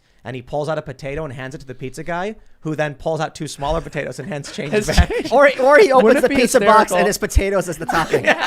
Wouldn't it be hysterical if like I talked about potatoes the way like Ian will bring up psychedelics? I'm like, no, dude, I think they ate potatoes. I think they ate potatoes, and that's why they saw it happen. The potatoes has eyes. You guys have to try Think about it. Why exactly? Because you can see it, and they have roots. It grounds you. I think that when the authorities were writing the Bible, that they were like, if they take psychedelics, they're going to overthrow reality because that's what it makes you do. But that's what helps people. I caught that, Lydia. Hold on. There's two things. First of all, no, secular or religious, there are no scriptural scholars who believe that the Bible was written by a group of authorities. They understand that these texts were not just compiled by one group trying to tell a story, but also.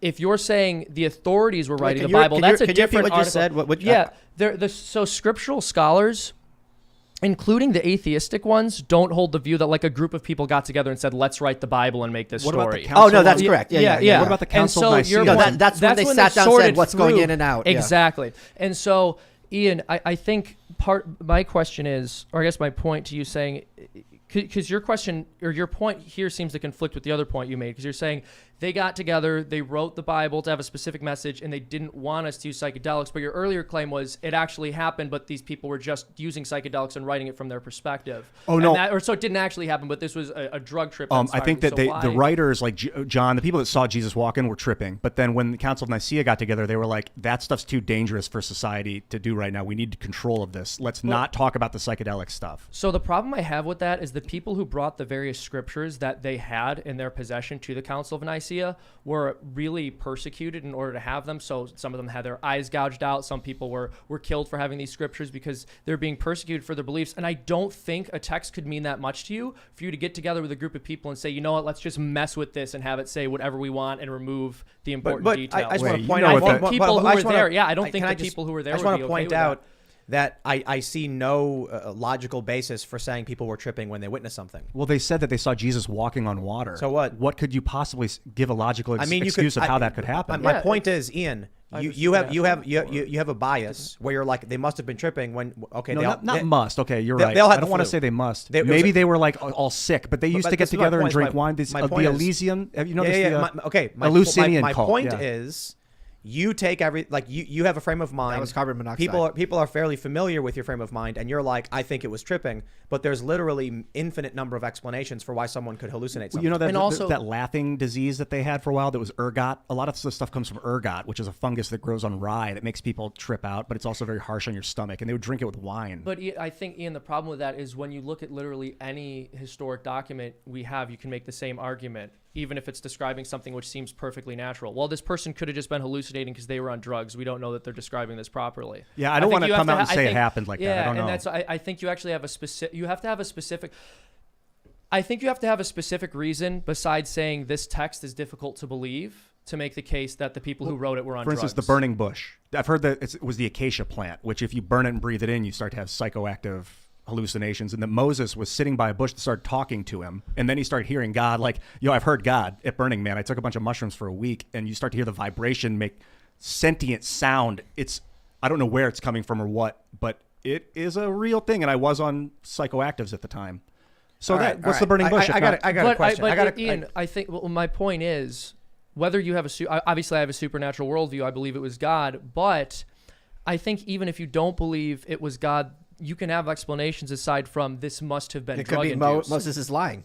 Or it could be Yeah, Moses no, is a if crazy it didn't person. happen, exactly. I mean, if it could be it really happened, or it could be it didn't happen, Or it could be someone made it up had about destroyed Moses to make it sound smarter. Exactly. Well, because we know historically that people will make stories up, and so if you don't believe these stories are true because you don't think what's described could possibly have happened, there are so many other explanations besides they were on drugs, they were doing So let's psychedelics. I found have- manna. let's- I found and some stuff on here's the- manna. Okay, no. You guys wanna- need to have okay. your long Yeah. religious Let me read this debate. about manna really Sure. quick. It's from Exodus 16:14. When the dew evaporated, a flaky substance as fine as frost blanketed the ground. Okay, so they're talking about like if you put alcohol. They're talking about that's how you make DMT.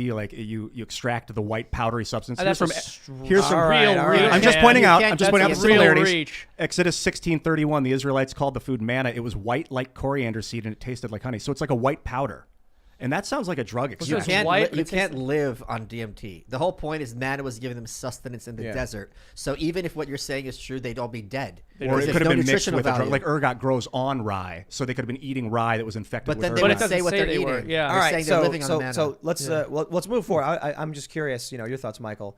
I think we should do an entire Timcast about manna. Yes. Yeah. With DMT, what do you think happens when you die? What does that do with DMT? Well, like, if we are meat puppets in the third dimension, Sure. when you die, do we just like wake up in the fourth dimension as machine elves or something? Or Excuse me. One of the things that they beat into us in Jew school, and this is something that I very much do prefer the Jewish perspective to the Christian perspective, is I've used this story before, is let's suppose you go to this banquet and the table is just overflowing with food and there's every kind of fruit you can imagine and the wine's flowing and you got a turkey here and you got a steak here and hams and everything. And it's just like you couldn't even begin to imagine this kind of banquet. And then you go, the chef, you go, oh, what's for dessert? Like how offensive that is.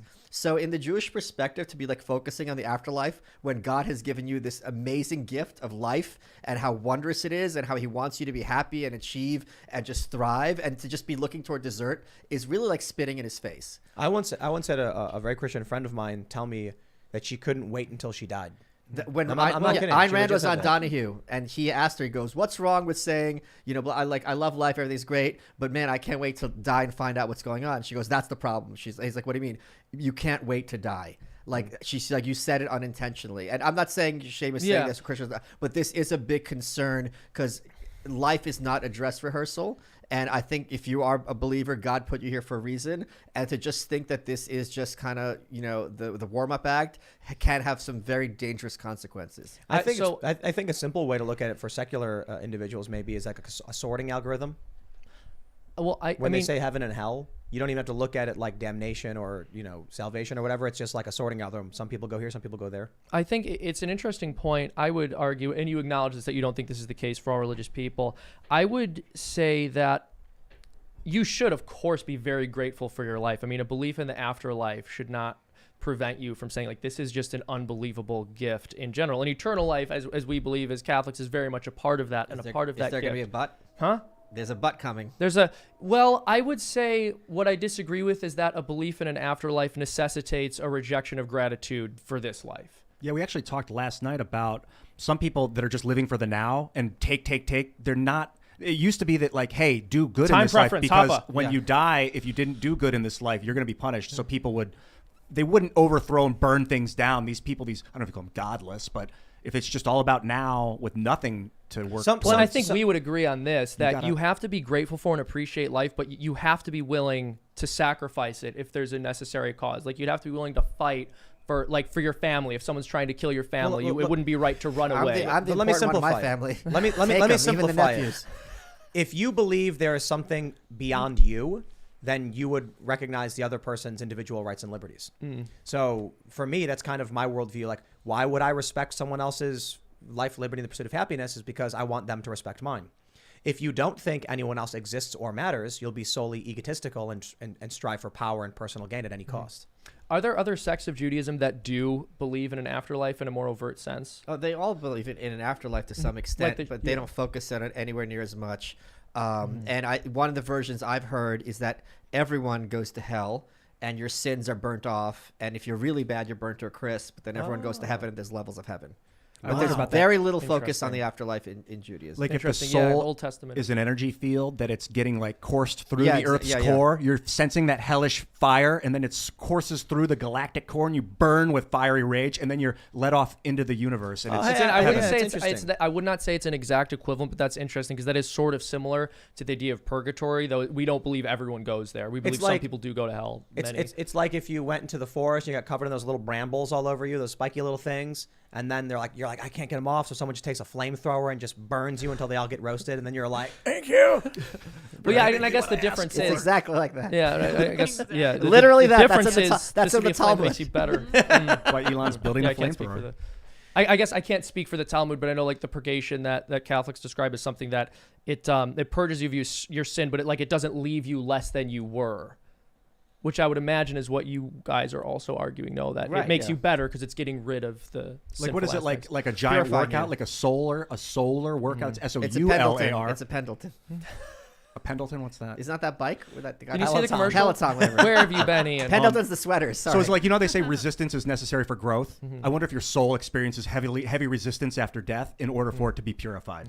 What if and the resistance is a form of heat, which they call hell. We are not projections of fourth dimensional beings. Fourth dimensional beings are just controlling avatars, and so, like, when we die, we're nothing. We're just, and the fourth dimensional being was like, that was cool. That was Michael Malice. But that's like if you do a drawing of yourself and have a comic strip where Tim, and Ian are going to the store, blah blah, and then you rip up the comic strip. Tim and Ian are still existing. Well, yeah, but what I mean is, like, you, Michael, being controlled by a fourth dimensional being, not controlled, a projection. But what I'm saying is, like, when I play a video game, sure, like, the character on the screen is a projection of my will in the game. But when the character gets mutilated and erased, I just get up and I'm like, bye, and the character's gone. So for you or me in this world, once we're done, there's going to be like some fat fourth dimensional dude in his basement going like, guys, that was cool. I got to level 50. There are no fat people in the fourth dimension. That I can assure you. You know what Believe I mean? me. I'm making a joke. I've never seen a fat person in the fourth dimension. It's ridiculous. I've never heard such a thing. How you said fat people in the fourth dimension. Remember the video of Trump playing the accordion? Yeah. That's so good. I've never seen a thin person in the third dimension, quite frankly. Tim, would that be such a bad thing if this was basically just a big video game and then, We're us the as NPCs. avatars vanish and then the fourth dimensional Tim is still around, he gets another shot at it? Yeah, but what I mean is we are not the fourth dimensional character.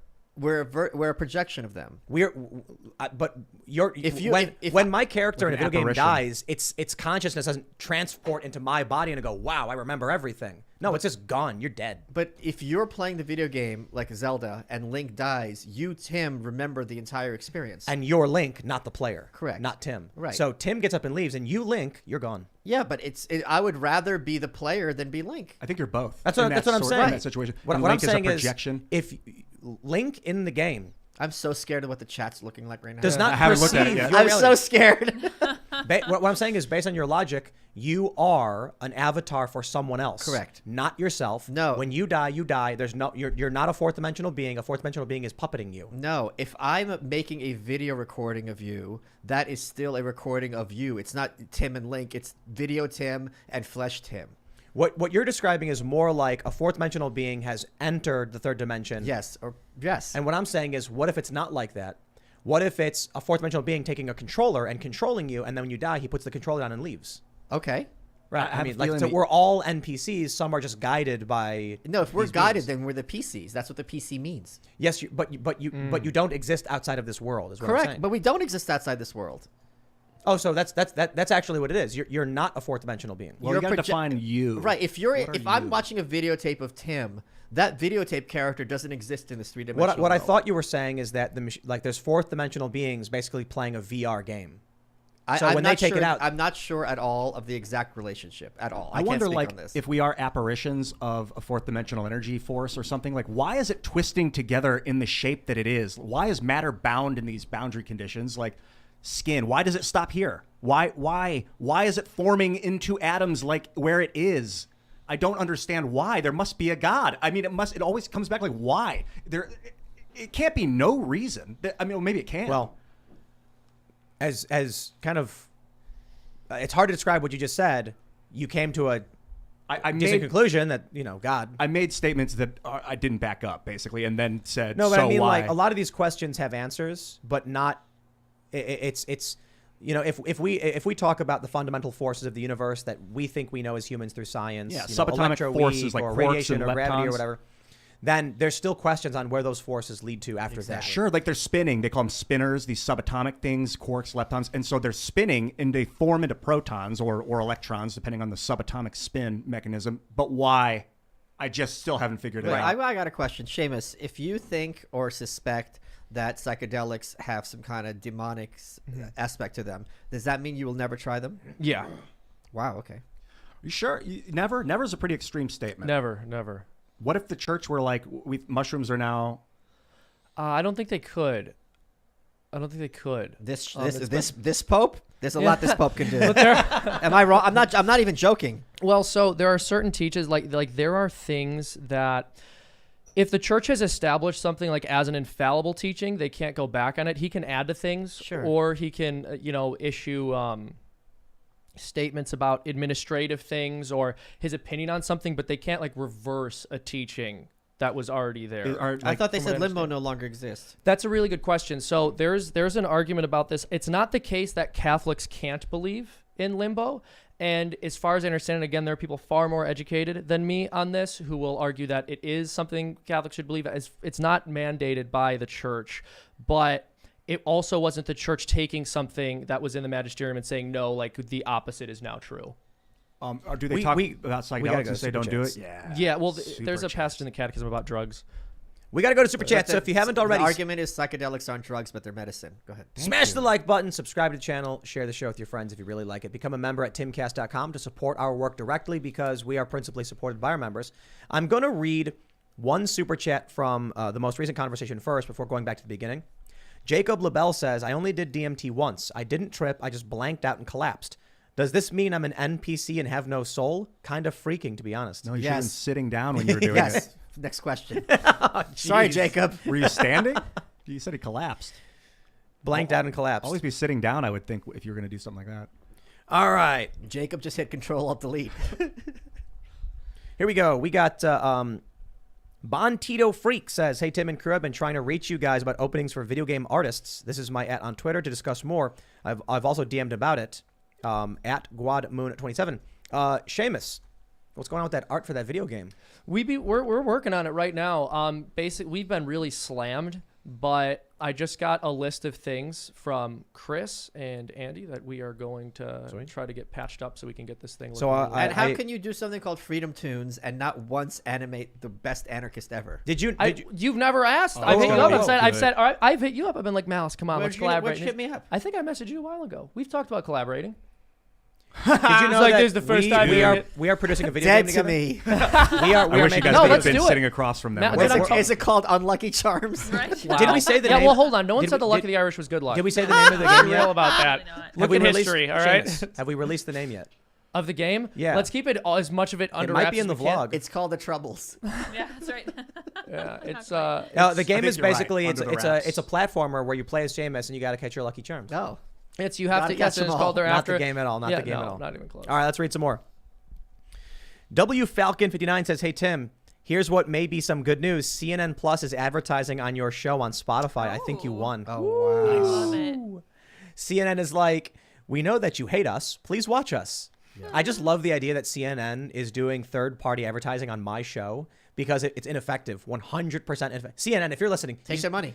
I know. I'm like, no single person who's going to watch or listen to this show is also going to be like, you know, I heard an ad for CNN Plus and I decided it's a good thing. I'm Yeah. convinced. Yeah. All right, let's read some more. Where we got? Mr. Grizzly Bear says you should call your coffee shop Cast Coffee. I like Well, all that. right then. That's terrible. Okay. Oh, wait, Cast, like Timcast. Okay, that's better. Yeah, Okay. yeah. I'm into like Well, so I was talking different earlier brands. when Starbucks announced that they were supporting the protest against parental rights in education. Daily Wire says they're going to do their own kids content. I was like, why don't we open our own coffee Yeah, chain? Of course, yeah. You open one and Such you a just good open idea. more. You and know what to slowly call expand. it? Cast Coffee? No, the coffee beanie. Yes. Oh, I love yeah. it. That's good. Come on. That's That's a perfect. no-brainer. I like it. I that's love it. brilliant. That's why they pay me the big bucks. That's right. I love All it. right. Daniel Ashley says, love to see Michael Malice. There you go. Anthony Rondinelli says, congrats on your 500th episode. Woo. Love you all. Here is to 500 more. Yeah, man. great. All right.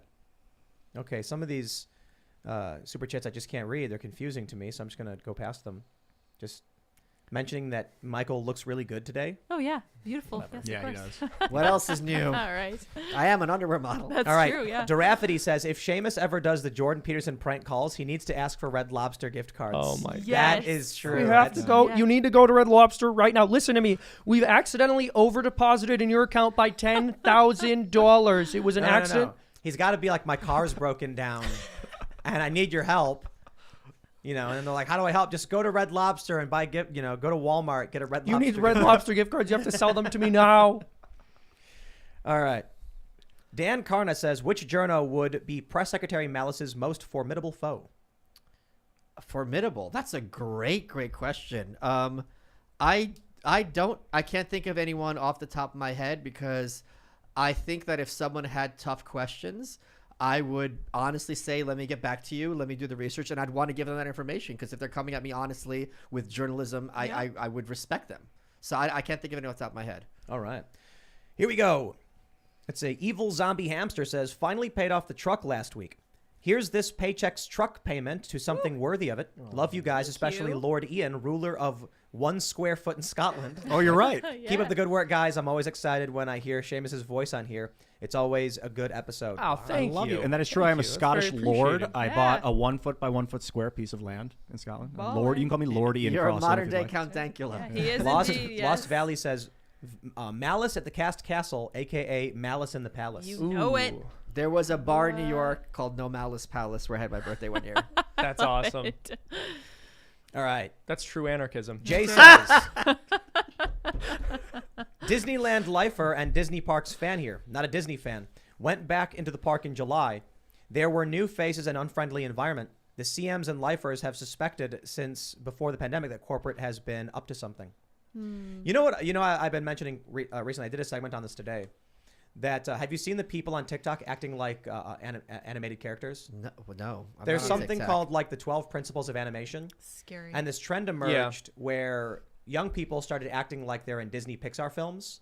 So you know the characters in those things. Yeah. bounce. So they started doing it, and now young people are actually literally adopting the behavior because they see TikTokers doing it. Good Lord. So they're developing like ticks. Yeah, almost. And you so know? like the 12 principles of animation are in large part to make your visuals look more lifelike, but it's also the case that in animation you want your poses to read really well, so you'll have them move in ways that a person wouldn't move in real life just to communicate the expression. Right. So for example, like ideally the expression should be recognizable via silhouette. If you didn't see that person's face, you should be able to tell from their body how they're feeling.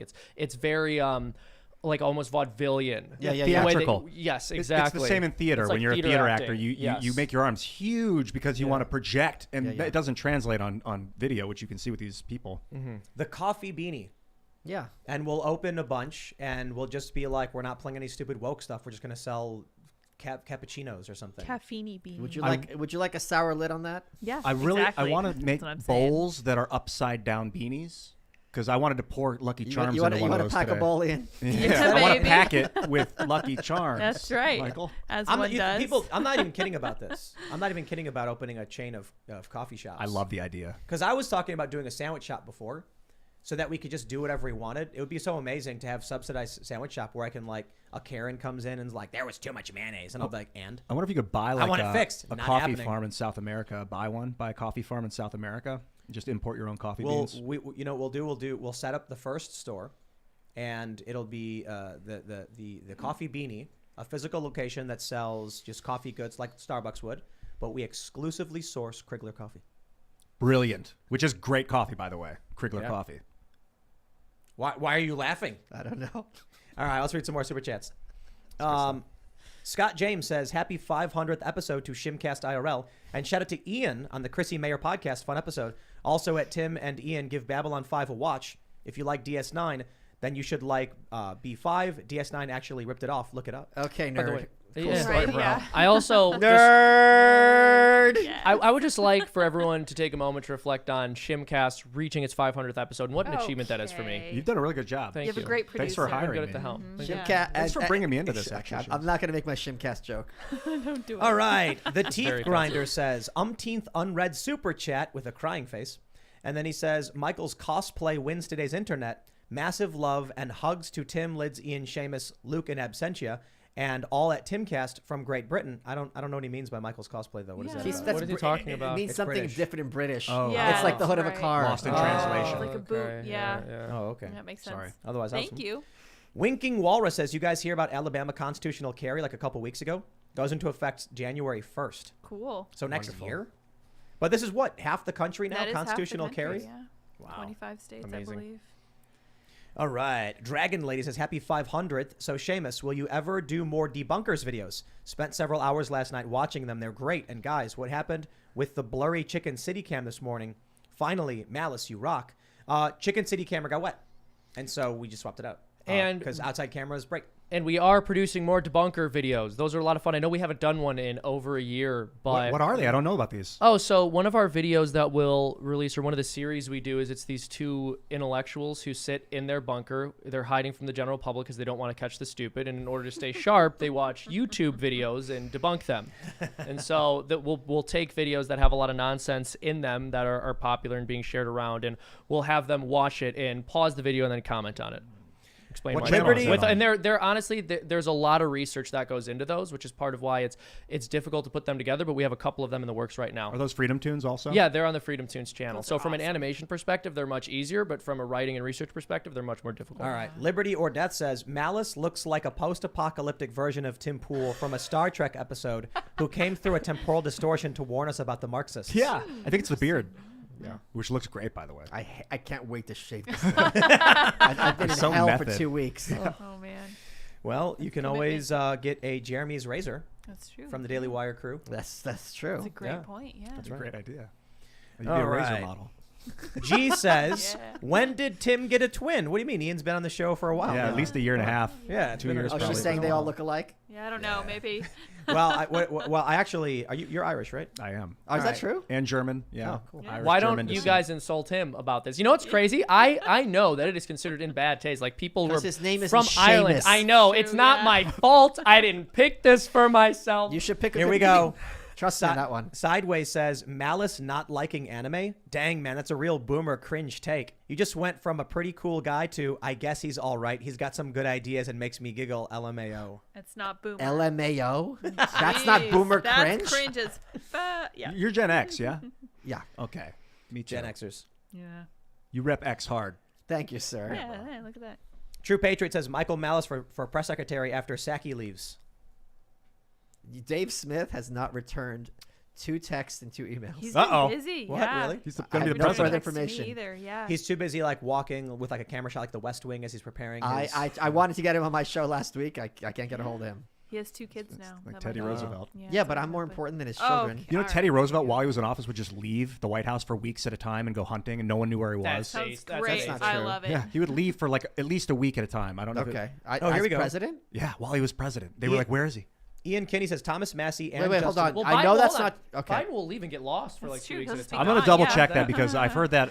And I know thought it was he didn't amazing. leave America. So if he's hunting, he's No, he hunting would in hunt the out state. west. He'd, Okay. like, go out west That and hunt. might be That possible. makes sense. Tim's checking something. Apparently. Nice. Yeah, Ian Kenny says, Thomas Massey and Justin Amash tweeted about the MORE Act if you want to know. Oh, interesting. Cool. I'm Thank you, curious. guys. Yeah. Amash is a cool dude. I was just on his podcast a couple weeks I ago. haven't met him yet. Awesome. Massey's great. If he didn't Massey vote for this- unfollowed me because he got butthurt when I was making jokes about Ron Paul. Oh, But the here we jokes weren't go. about Ron Paul. They're about Joe Biden. Oh, Thomas I Massey see. said, the MORE Act is supposed to make marijuana more legal, but it creates more crimes, more federal taxes, more government spending, and more central planning. Yeah, the federal interesting. taxes. Yep. Yeah. But it makes more crimes, probably through taxes. Yeah. Yep. Makes sense. So I knew there was going to be something about it. Some catch. It looks so good at face value. They're so good at that, at crafting Of them to course, look good They at always face value. look good. That's their All biggest skill. I know. Yeah. Making evil things seem like Equality, how could you yeah. possibly be against Yeah, this? Not only their exactly. biggest skill, their only one. Yeah, yeah. It really is. Yeah. All right. Orange Juice 410404 says, listening to yesterday's IRL episode, Google Podcasts, I found it ironic that an ad for CNN Plus played, and I quote, get access to live news and shows from trusted journalists. Talk about Wow. out of touch. That's I just love the crazy. idea that someone at CNN was like, can we buy ads on Tim Pool's show? He really hates us. Like, what did they They think? must have bought a mass batch. Exactly. Yeah, for sure. They probably didn't. Or maybe do they that. were And just they probably trying to just said target news a and specific- politics. Yeah, exactly. But good. I'm glad they're doing it. When Bloomberg did that big campaign and people were like, Tim, Bloomberg ads are appearing on your videos. And I was like, Heck great. yeah. Because it's basically this. You can watch a video game video and get a Bloomberg ad, and then you're just listening to BS. Or you can listen to a Bloomberg ad and then see me debunk it. Yeah. So good. I'll take his money. I want to shamelessly self-promote here, but when those ads were going out, we made a Freedom Tunes cartoon about his ads. I really want you guys to go check that That out. one's awesome. Yeah. Yeah. Tim's doing the research again. Yeah. It was Barack Timing. Obama that told me, not me directly, that Roosevelt would go Oh. on these and leave the White House for like a week at a That's time. interesting. I like Barack Obama told me. I know, Yeah, he told that's us. how I I don't talk mean these me days. directly. I'm like, Yeah. what do Yeah, you dude, mean by when that Barack term? I found Barack Obama on a hunting trip. He's like, oh, Roosevelt used to do it. Yeah. We got time. Yeah. No one knew where he went. But he was still a great I'm president, going to That's back right. this up because it's even though he hilarious. was a Republican. He was gone. for 2 No, weeks. when Obama got in, he was like, my favorite president is Abraham Lincoln. And then when he left, he said, my favorite president was Teddy Roosevelt. Because when he true? came in, he was ready to do it and whatever it took. And then he got co-opted and he's like, no, let's just be the boisterous. Yeah, that he said those things. Teddy Roosevelt got shot and he finished the speech. He sure Wow. did. Whoa. I don't True think story. Obama would have done All right. that. We got Venice Beach Ooh, Dub Club. Lydia, that's dark. It's true. You were I don't think advocating you for would. Obama to... No. Good Lord, we all heard Oh it. my gosh. All right, Michael. Thank you. All right. You're Venice, welcome. You meant Nailed finish the it. speech, I guess. Venice Beach Dub Club says Tim's theory about DMT amount present in your system relating to your connection to God equals midichlorians and the Force from Star Wars Episode 1. Oh, God. Is exactly everyone who right. watches this show a nerd? Yeah. I bad hated that news, sorry. midichlorian thing. Could you but I think guys, they're right. Everyone who's could on you the show is a imagine being nerd as too. I'm sorry to uncultured tell as ya. Michael Malice? Dude, what if you could have so much DMT access that you were a Jedi? That's the most Ian thing I've ever Yeah, heard you I'm say. pretty There's sure like that's a peaks. That's peak. there's like a chemical, like a Russian military chemical called AMT, amethyltryptamine, which is apparently like the limitless drug where people Oh. will be like for 12-hour states, they'll have like everything will synchronize and crazy. Is that like kind of like ayahuasca? I don't know. I think it's more like DMT, but like But extended DMT is like ayahuasca. Oh yeah. Ayahuasca makes you produce long form DMT. Yeah. All right. KKC says, Tim trying to describe DMT in the multiverse just feels like the Time Lords and the Untempered Schism, but with more steps. By the way, I want to Okay. say something that's going to upset every single person listening to this and everyone in this room, which is we are about 2 years out, 3 years out from corporate psychedelics, Oh, What does what that mean? kind? How do you which think is going to be yeah. the biggest nightmare that has ever existed. and they're going to be in the metaverse with psychedelics. Oh God. I know. I think we're heading there, but I think I don't think it's too much of a stretch at all because there is. It's not a something stretch. There's something very consumerist about the idea too. Of course. About the idea of taking psychedelics in general. Like I have a product I can give you that will give you spiritual enlightenment. Like it is a product, you will take it and then you will come out. They're already understanding the they're already universe. tourists to reality to begin with, so Yeah. it's not much of a stretch at all. Brandon Lesko says, we're from the 4D government and we're here to help. Thank you, Brandon. Is there a fourth dimensional government Yeah, with the probably. machine elves? Yeah, the UN. All right. Dude, Bobcat says, what are those as ads it- going to be like? Oh, I don't even want to Break think about through it. and achieve enlightenment. Oh my God.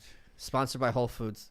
Bobcat. Lucky Charms with DMT. Bobcat says, as a Timcast member, I would like to thank Tim, the science pool, for giving failed cartoonists like Seamus a job in these trying times. First of all, Tim came to me begging, Seamus, they're going to turn the lights out. They're going to turn them out. I need another role. I said, I created a character. I said, what if he's a little gremlin type named Dr. Fauci? He's a fun character. People love him. It's how Tim got his name, okay? Auntie C says, the book of Hebrews in the Bible says this world is a shadow of the original heaven. The Oh, is that original right? In heaven. What verse? Is that true, Seamus? I would look up the verse in translation. I'm not sure. What book of the Bible is that? The book of Hebrews in the Oh, Bible wow. That's says interesting. this Look world up the is a shadow. shadow of the original I in believe heaven. that's correct. I truly believe that they were on psychedelics. We heard you. Daily. Ian, you believe everyone's on psychedelics. I thought that it was like a part of their diet. Like it was, they were always on it. If that was true, they would still be on it because Judaism really has kept a straight line in many ways from those times, especially the people at the top, like the very religious ones. like the Kabbalah, is that what it is? That's Middle Ages. That came much later. All right. Adam Milne says, Michael should reach out to Destiny for an interview. His recent Twitch ban would be a fantastic conversation for your welcome. Okay. You familiar with Destiny? I know the name. They He's, brought. I did a live stream. I was signing books with Blair. She was helping me in LA, and people said I should have him on the show. Oh. Yeah, I think you'd have a really But good I conversation. said it wouldn't be a bad idea because I know he's done Jesse Lee Peterson's show and they had a good time. He's I think he knows a lot. He knows what he's talking Would about. you recommend him? Yeah, That's all I need to hear. Okay. But he's more of like an establishment lefty kind of But personality. as long as he's not going to be an ass, I'm fine with it. well, I Awesome. mean, What? I don't. How do you describe Destiny? He's aggressive. Is he But going I to be? think Am I going to regret having him He's on? verbose. I don't think so. I But think he's you'll really enjoy cool. having him on. Yeah. If we disagree, So- I don't care. I just don't need him to be like a jerk about it. So we had him here, and he talked about how COVID and the emergency is the perfect time to have government come in and make all these changes, because when else would you do it?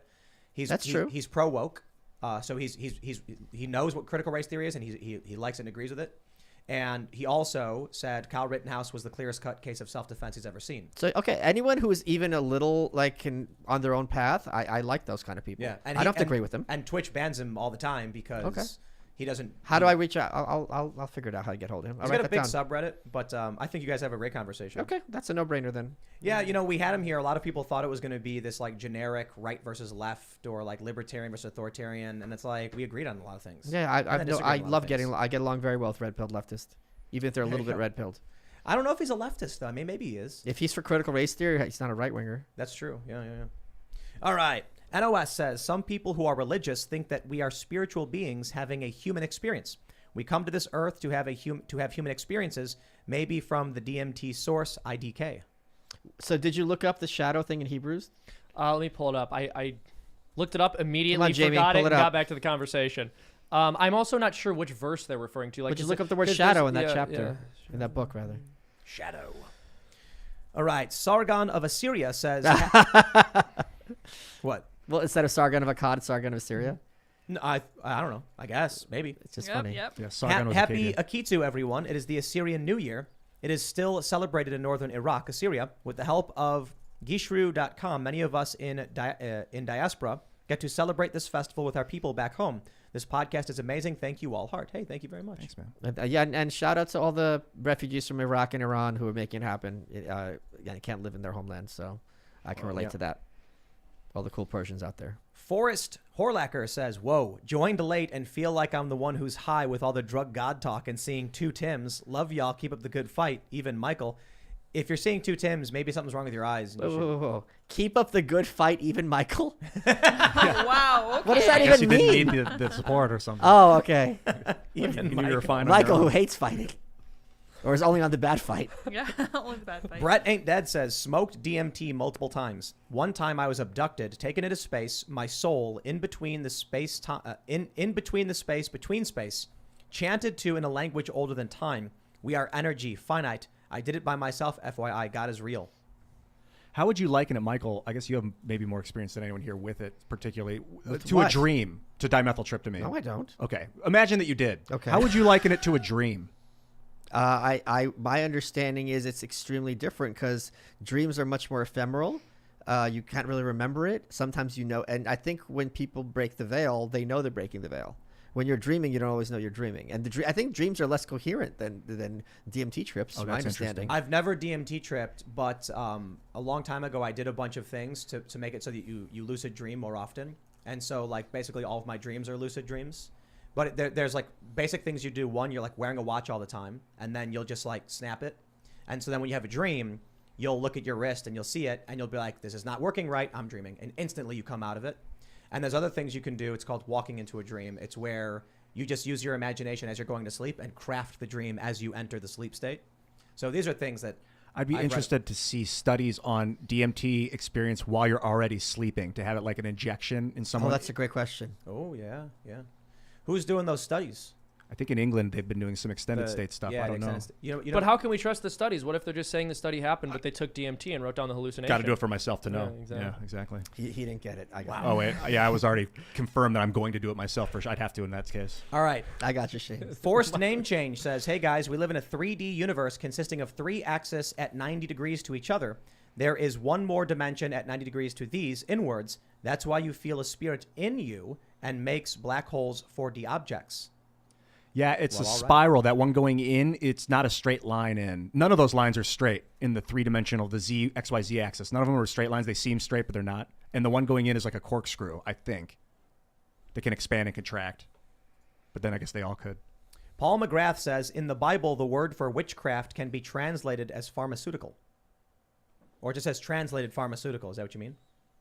That seems crazy.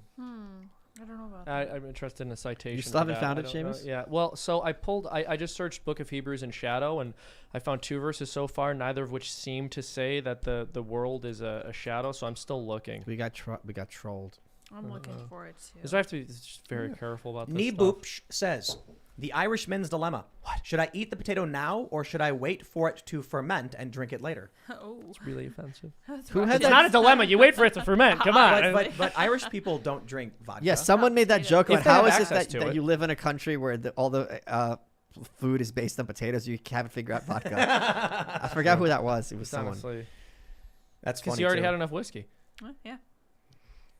K. Goblin says the Bible was written by a series of multiple authorities separated over time across the centuries. Cribbing off the last edits made, authority definitely had an influence, just not one authority. That's what I thought it was. But I mean, the original authorities were just How the are they- people that hung out Yeah, with I Jesus. guess it depends. Like, how are they defining authorities? Like, are they saying government authorities got down and wrote this? I'm not sure what their point is, because that's not the case. Who was But the originals? Like, were they Jesus's friends? So it depends on the book you're talking about. You can read Michael's through the cracking scriptures. up You have right now. Matthew, Mark, Luke, and John, and You know, Some Matthew, of them are Jesus' written- friend. yeah. His Oh buddies, yeah, yeah. he's great. But were they like after him? Were Yeah. they Well, after some of Jesus? them You know, written by Paul? people- Don't you mean I knew him as when he was Saul? Yeah. So they wrote about the stories about Jesus. They weren't like all his compatriots got slaughtered, right? No, they wrote like a They lot of wrote them. The most New of Testament. Oh yeah. my gosh. Okay. Yes. I'm such a noob. Yeah, it's a lot of his friends. I was going to say I found a verse in Hebrews 8:4-5. It says, "For if he were on earth, he would not be a priest at all, seeing there are priests who offer the gifts according to the Torah, who serve a copy and a shadow of the heavenly things, even as Moses was warned by God when he was about to make the tabernacle. For he said, 'See, you shall make everything according to the pattern that was shown you on the mountain.'" So I don't see that as being No, a direct not at all. one-to-one That's saying more correlation that with they're what they're saying. doing a pale reflection of reality, Right. Yeah. which is still real. Like Right. they're being It's still phonies. real. Right. Yeah. So it's not a full. It's not exactly what they're saying. All right, David Robinson says machine elves are beings taking DMT and telling their friends about the flesh dwarves they talk to. Oh, that makes sense. I like that. And they says, please have Justin Amash on. We haven't, but perhaps we will. I was very critical of him in the past because he came out hard against Trump at a time when I felt that Trump was being unfairly maligned in the press. They keep asking about it. He has a very good argument for it. So I like him. He's grown on me a lot. Considering he's made some good votes, I was like, oh, all right, interesting, But I remember like his first thing was just being like the Republicans are bad and coming out and it's like, well, he's not wrong. No, his point when I was just on his podcast, he goes, more presidents should be impeached. He's like, we let them get away with too much, and that was actually a good argument. It is. And the Republicans are trash. It's just there are some good people who run as Republicans. Right. Democrats are trash as well. There's substantially less good people who run as Democrats, but I don't know. Tulsi did for whatever reason, although they call her right wing. Where's she going to run? In Hawaii, you have to run as a Democrat. Right, exactly. Yeah. And she's a lefty. I mean, she's for hardcore welfare state, socialized. Yeah. You know. But she believes in the truth. Yeah, so sure. that means she's right wing, and she doesn't like war. G says Ezekiel 1:148. Could this be Ian's machine elves? Probably not, but it will blow Ian's mind. 1148. Ezekiel 1148. 1:1. If Ian wants his mind blown, he needs to read the Book of Enoch, which is apocryphal. Yeah. But that has all the stuff. Is that where he goes to space or something No, like that? that's where the Nephilim are, and it's boy. like. Oh, the That's Nephilim aren't crazy. in the Bible? There's one verse of them only, and it's not clear what they are. Bible, yeah. What's that? Nephilim. They're not in the Bible. Yeah. as such, Aren't they like angel human hybrids or But something? that's the question. There's what a they were. verse about the sons of God or something Yeah. like that. The giants were on the earth in those days it's and not after. clear exactly what's being Referenced. They had it's hang not- gliders. But there's one word, and so people that describe it, and it's mysterious, and so because it's mysterious, people have just extrapolated so many explanations for it over the years. Why is the Book of Enoch apocryphal? Because it's not the Nicene Council said this isn't Bible. So it is Bible, but they just said no. But that's not a Bible. The Bible is what has been Bible is the Bible. officially validated as the books of the Bible. Right. So it's very authoritarian. There's also the youthful gospel of Christ. I forget something what it's called. And Thomas and stuff. Yeah. Yeah. So you're saying the Book of Enoch was like fan fiction, and they were like, get out of here. That's not canon. Kinda. I wouldn't say Kinda. fan Yeah, I mean, fiction. there were different accounts that were either determined to be unreliable for whatever reason or not holy scripture. Or doesn't add up to the rest of the stuff. It's interesting is that I think there's verses in the Bible that refer to books that have been deemed apocryphal. So that was kind of an issue for them. Thank you. Yes. Enoch was Noah's grandfather. Yeah. Polaris 589 says, get Michael Malice and John Mattingly on at the same time. Oh no, I don't want World War III. It wouldn't That be might be World War good. III. It would be slaughtering a pig. Okay. Ooh. Choice words. Oink, Indeed. oink. John. Daniel Thompson says, John Mattingly, for those who don't know, he's the cop we had on. He was in the Breonna Taylor Oh, incident. you got it. You had him on? Yeah, just the other day. Oh my God, your numbers must have been 0. Oh, it was No, the biggest that's show we've ever great. had. Yeah, And gotta have everybody him was on like, this together guy's so now. much better than Michael. Yeah, that's true. Sounds about Everyone right. said it. All right. Sweet. Daniel Thompson says, first time super chatter. You should have Jennifer Ruth Green on your show. She is a conservative running in the 1st District in Indiana. She's a 20-year-old Air Force veteran that has a good chance of flipping the district. Interesting. Yeah, well, you want to write down Jennifer Ruth Writing Green? this down now. That's fun. I'd love to get some, like sane, honest Democrats. I I think they're all Republicans now. I know, for real. Or like at least Tulsi. not Democrats anymore. Or then, but they'd have a huge cost coming on here. I know they won't do it. Look, Tulsi Gabbard wants gun control, and she opposes nuclear energy. There's a bunch of things that are just very much in line with the left. But then she's like, oh, that stuff they report in the news about Hunter Biden is true. And they're like, she's conservative. No, she's a Russian asset. Right, she's a Russian agent. And she's pro-Putin. Only someone who's That's so pro-Putin insane. would say that these aren't Photoshop photos of him with a ruler next to his genitals. Wow. Exactly. Lumberjack says, I can totally relate to Mr. Malice. Nerds, nerds, nerds. Thank you, Lumberjack. I'm also Lumberjack, and I'm okay. That's not an insult. That's just a fact of life. I agree with that. So say the lobster lumberjack. This is the way. Star Trek or Star Wars? Star Wars. You don't get me started. Are you kidding? If you look at the oh God, this is like the 4th time I have to give this speech. If you look at the biodiversity just on Earth's deep sea, right, and then you look at Star Trek where they go to other planets and it's a guy who's got blue skin. Are you wow. kidding me? Listen to this guy who doesn't know anything about Star Trek. I don't need to know. That's all I had. I knew enough, do. and I'm like, I'm out of here. Bro, you Where see- Star Wars? Look at the Jabba's palace. Look at those Ephod man, yak face. Let me correct you, you incorrect man. The first Highly thing- illogical. The first mistake you're making is when people compare Star Trek to Star Wars is the first mistake. Star Wars. They just asked me to compare them. Yeah, it was me. and right, this is the first mistake. Oops. Right, so this is not on you. Star Wars is a fantasy adventure. Star Trek is naval tradition and civil libertarianism explored through the lens of technological advancement and cultural development on other worlds. The reason why in Star Trek everybody's humanoid is it's we can't afford it. It was the 60s, and they just put people in costumes, and the budgets were so trash that sometimes the Star Trek crew would just go into like a white room, and it was like, oh, we're in a, because they didn't have the budget for it. Do you know why you can't watch Star Trek in Florida? You can. What do you mean? Because it's gay. Oh, that snap. bill that they just Fire, did? jeez. Have you watched Star Trek? Yes, very little of it. I hate it. You've not watched like The Next Generation with No. Picard? That's You've the never good watched one. it. That's You the see, one this I is- like. This is the issue. You're so closed-minded, Michael. Okay, I'm fine with I'll that. tell you what the Yeah, show's sounds about. good to me. Maybe I should take some Look, DMT look, and watch look. Star Trek. If you think you're going to watch Star Trek and get a Star Wars like experience with people force pushing and laser sorting, you're wrong. What Star Trek is a captain and a commander with naval traditions saying terrorists have engaged this planet. How do we deal with it? Data, the android, is like, I don't understand why you're so resistant to terrorism, why it's considered wrong when it's been so effective throughout history, such as in these particular moments. And they're like, how do we deal with this problem? Or there's one where You're not selling it to me. the state tries to seize the child, and Captain Picard says, forcing a man to give up his child to the state, not while I'm captain. And they're sitting down having a conversation about why it's wrong for the state to claim dominion over someone's children. Okay. It's not laser swords. It's literally a guy being like, free speech. What's the there's so much good shit. There is, you got me swearing now. You got when the first chain of the link is forged, the first word censored, we are all irrevocably chained or whatever. It's a great quote.